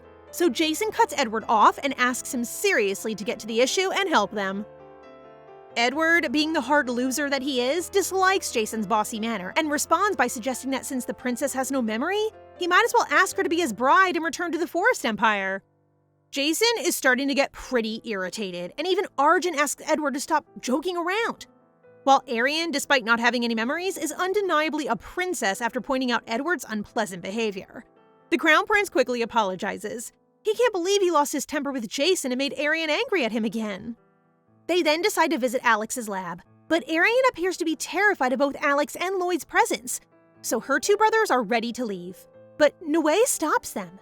This is not the time to coddle her. Instead, Alex should be helping to treat her while Lloyd stands by in case they require Kazea's abilities. Then, he asks Arienne straight out for her cooperation since everyone is trying their hardest to help her. Alex hasn't slept in 2 days and Lloyd comes over right after work, making Arienne finally come to terms with the fact that these royals are not a threat to her and decide to fully cooperate. Then Edward asks Arienne whether she's been experiencing any weird dreams lately, and Arienne recalls the girl with purple hair, which causes her to sweat profusely and become short of breath. The Emperor and the other Hadele clan children are watching Sahara as he tries to read the grimoire for any clues after learning that the curse is linked to their clan. And look who's back! Aegis is finally home! They used calming incense to put Arienne to sleep, but it appears that Arienne is experiencing a panic attack as she recalls her dream, which Edward believes is an effect of the curse. They are at a loss for what to do and require more details to help Arienne when the Emperor arrives, bearing new information. He discusses the Hadele's clan connection to Shylon's curse, as well as Sahara's efforts to read and control the grimoire's tremendous mana, but was only able to read one sentence. Only those who have the courage to enter the Black Lion's mouth can heal the curse. After he passes out, the three children take over and read the following sentence, which states that neither magic nor will can break the curse. Then they pass out as well. This just indicates that they require magic and willpower to beat the curse, but they have no idea what the Black Lion represents. In the meantime, Arienne has the same dream, and the little girl who looks just like her eventually faces her, holding her hand and asking her not to leave again. She is quickly disappointed when Arienne stops her, so this time the girl tries to introduce herself to her. But Arienne awakens. When Arienne goes, the girl in her dream becomes angry and swears she will not let Arienne go the next time she appears. What the heck is wrong with this girl? They are now relaxing under the tree when Arienne starts dozing off but refuses to sleep, fearful of seeing the girl in her dreams again. But look who's finally come to brighten her day. Aegis and Kalua are finally able to see them after his father orders him to take care of the passed out Hadele clan children. Although he would like to give his little sister a big hug as always, Eiji restrains himself and settles for a pat instead. Then, Sid suddenly appears, snatching some cookies for himself, and sees that Arienne has also forgotten about him. Unlike everyone who holds themselves back from giving physical touch to Arienne, this adorable dragon cuddles Arienne without any hesitation. This appears to be very unfair to Eiji as well as to Jason, who seems to be jealous of this, and the two attempt to remove Sid from Arienne. So before the two become more violent, Sid informs them that the Emperor requested that Arienne go back to Alex's infirmary as they have more information about her curse. The night before, they start investigating the Black Dragon's scale, which is the core of the curse. And since Alex and Sid don't have any information about Black Dragons, Edward shares what he knows. Black Dragons are the first dragons to emerge in humanity. They had the ability of erosion and decay, and the last record of them was discovered on Hedele Island 700 years ago. While returning to Alex's office, Arienne and the others encounter Hazen and the other maids, who warm Arienne's heart by wishing her to return to her old self. Now that they have arrived, our girl is surprised to see Edward looking so haggard, yet so delighted to be doing dragon research. He then explains that because black dragons are the first dragons to appear before humans, they are referred to as black lions, which solves the mystery of the grimoire's description. That implies that in order to break Arienne's curse, she must confront the black dragon that is inside her as well as her inner self. The idea of meeting the girl of her nightmares gives Arienne shivers, which worries Alex, who plans to find another means to get rid of the curse. But Jason believes she should do it. He worries that more of Arienne's memories may disappear before they can find a solution to the curse that everyone agrees on. The Emperor then makes an appearance, asking his daughter to do the task with a troubled expression that Arienne finds completely out of the ordinary. After recalling Arjen's reassurance that the royals are now their family, she gathers the strength to face her fear, get her memories back, and remember the people who have shown her so much love. They have now set up 2 beds, one for Arienne and one for Lloyd, who will be watching her in her dreams using Kazea's power. Now that Arienne has the kind of unconditional love and support she and Arjen could only dream of before, she is desperate to get her happy memories back. Nue uses sleeping incense while everyone watches both Arienne and Lloyd fall asleep. Meanwhile, Edward is recording everything because he knows this is a once-in-a-lifetime chance to document the extraordinary moments of a half-Habi, half-royal princess. His words don't sit right with Jason, and he hates that he's experimenting on Arienne. But Edward reminds him not to always put his emotions on everything. He immediately picks up on Jason's distaste for him and asks whether Jason is simply doing this as Arienne's guardian or as a man who likes her. The entire family is engrossed in their conversation, and you can see Sidwell in the corner looking so excited about the tension that's happening. Meanwhile, Arienne is being dragged by the girl through a forest full of animals and flowers, and she even prepares pastries for her. Lloyd, who's watching them, is shocked by how much the small girl resembles Arienne, only she has purple hair like Ruahel. He sees them having a good time until the little girl becomes enraged at the poor deer and destroys the plate. Arienne shivers as she sees Ruahel in the little girl and urges her to stop, but is completely taken aback when the tiny girl yells back, informing Arienne that they are the same person. Arienne is reminded by this creepy girl that she isn't completely kind and is simply pretending to be her father's good girl. It looks like the girl's words hit something inside Arienne, but she tries to deny it, so the girl finally introduces herself as the embodiment of Arienne's hatred towards Ruahel's bloodline. The girl is aware that Arienne has always been envious of Arjen because he looks more like their father and has pure imperial blood than she does. Arienne doesn't like how the child discloses her darkest worries and denies being Ruahel's daughter, but then the girl reveals that her personality of being a sweet princess who puts others first is a Habi feature, and even Sid once told them that Ruahel is a tender-hearted girl. She then threatens Arienne with becoming more and more like the mother she despises in the coming years, which irritates Arienne and causes her to unleash so much mana. Returning to the confrontation between Edward and Jason, the latter provides only a muddled response, prompting Edward to want to provoke him further before being stopped by the Emperor. Since Edward is assisting them, the Emperor asks forgiveness on behalf of Jason, and then gives Edward the creeps by warning him to watch how he treats his daughter in the future. Right at that moment, everyone is taken aback when Lloyd abruptly opens his eyes with a strange expression and warns them that Arienne is in danger. And before Lloyd can explain further, the chamber is being shattered by Arienne's gushing mana. The explosion has harmed the servants, and Eiji has been tasked with aiding them while Alex tends to the injured. They are now outside the palace along with an injured Edward and Sid, who carried him to Alex. And they can't see what's going on inside since the Emperor uses distortion magic to disguise the entire thing as a mistake during an experiment. Arienne is unconscious and surrounded by so much mana, so the Emperor asks Lloyd to go back inside her dreams to check on her. But they are surprised when Lloyd cannot since Arienne has kicked him out. The creep is instilling more fear in our girl's subconscious, making her appear lifeless while she admits how much she hates carrying Ruahel's blood. Because of her growing self-hatred, she's unknowingly using her magic to inflict physical pain on her own body. Thankfully, the Emperor is quick to cover her with protection magic. The Emperor and even Lloyd are shocked by Arienne's current strength. They never expected her to be able to match their father's might. Although she has always been powerful, Arjen believes that he is partially responsible for her strength. Arienne lost so much blood after being severely injured by the wine glass during Ruahel's beating that their healing magic was unable to immediately restore her health. So that day, Arjen gave her half of his mana. But he had no regrets and would do it over again for his sister. Everyone, including me, is deeply moved by Arjen's selfless act of putting his sister first. It all makes sense now why Arienne is so strong. She has potent Haby blood, royal blood, plus Arjen's mana, but is just not powerful enough for their father. He totally removes the magical vines while Arjen and Jason decide to approach her and talk to her. From what we know, Arienne has already overcome her fears about her Haby blood, and even had a heartfelt conversation about it with Arjen and Jason when they were younger. However, as a result of the curse, she no longer recalls any of these precious experiences, and instead remembers only the suffering, the hatred, and the resentment towards her own blood. During these dark times, she suddenly remembers the faces, the sweet words, and the smiles of her family. But then this little girl just won't stop telling her lies. That as Ruahel's daughter, no one will ever love her. Girl, wake up! This evil thing uses the chance to invite her to stay with her, which Arienne finally accepts, but then gets halted when she hears Arjen calling her.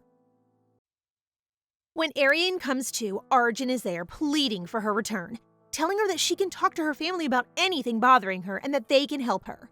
However, the girl in her subconscious is convincing Arienne that Arjen is lying. He is loved and able to firmly claim family because he has more imperial blood than she has. Arienne has been duped and is now emitting a black aura to warn Arjen that she is different from him and that no one will ever love her. She dispels the Emperor's protection magic as Jason tries to protect Arjen from the attack, but gets himself sucked inside. Lloyd secures Arjen, who can't bring himself to accept that he's been rejected by his own twin, while the Emperor constructs a barrier sphere to contain the black magic. Jason is now inside the curse and he tries to call Arienne, but she won't even look at him and just wants to stay. The little girl stops him from talking to Arienne and is starting to get mad since she wanted to take Arjen, not Jason. Jason warns the girl to get away from Arienne, but the girl uses her authority to say that she is his master, so he should treat her with respect.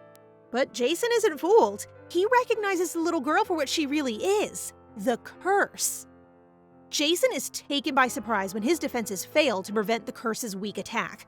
Then he finds Arienne huddled over her knees, making him realize that his declining strength is due to Arienne's self-rejection. She's being eaten slowly by the curse, who is now suggesting that they should let Jason out while they remain.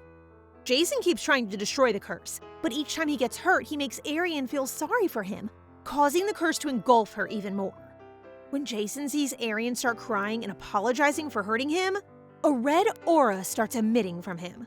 He keeps approaching her, not minding the curse's attack, and when he's near enough, he reminds her of her imperial blood and that he is the proof, her guardian. He sweetly smiles at her, and that's when Arienne starts remembering him. Her bright eyes have returned, but before she can say anything, the curse strikes him in the heart.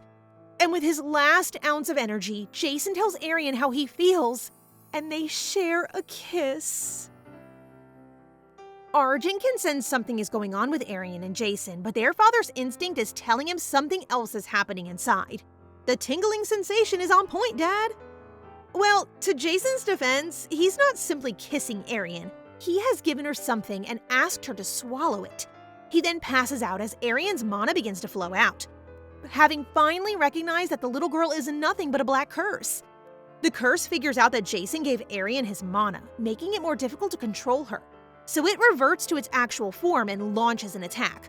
But her overflowing mana is enough to parry the blow. Her memories start coming back, which causes her to cry, and she is now prepared to fight the Black Dragon head on. This is the first time the Black Dragon failed to swallow a sacrifice and finds it a disgrace. So he is now determined to kill Arienne, but let me just remind you, you evil dragon, that inside Arienne is a mix of Habi, Imperial, Arjen's, and Jason's mana. She doesn't care about having her mother's blood. All that matters is the people who accept her for who she is. And she is now really furious at the curse for trying to erase all of it. The curse is shattering. Her red mana begins to flare, and there she is, more powerful than ever, carrying an unconscious Jason. The Black Dragon admits defeat and explains that though he is a curse, his current form was born from her fear.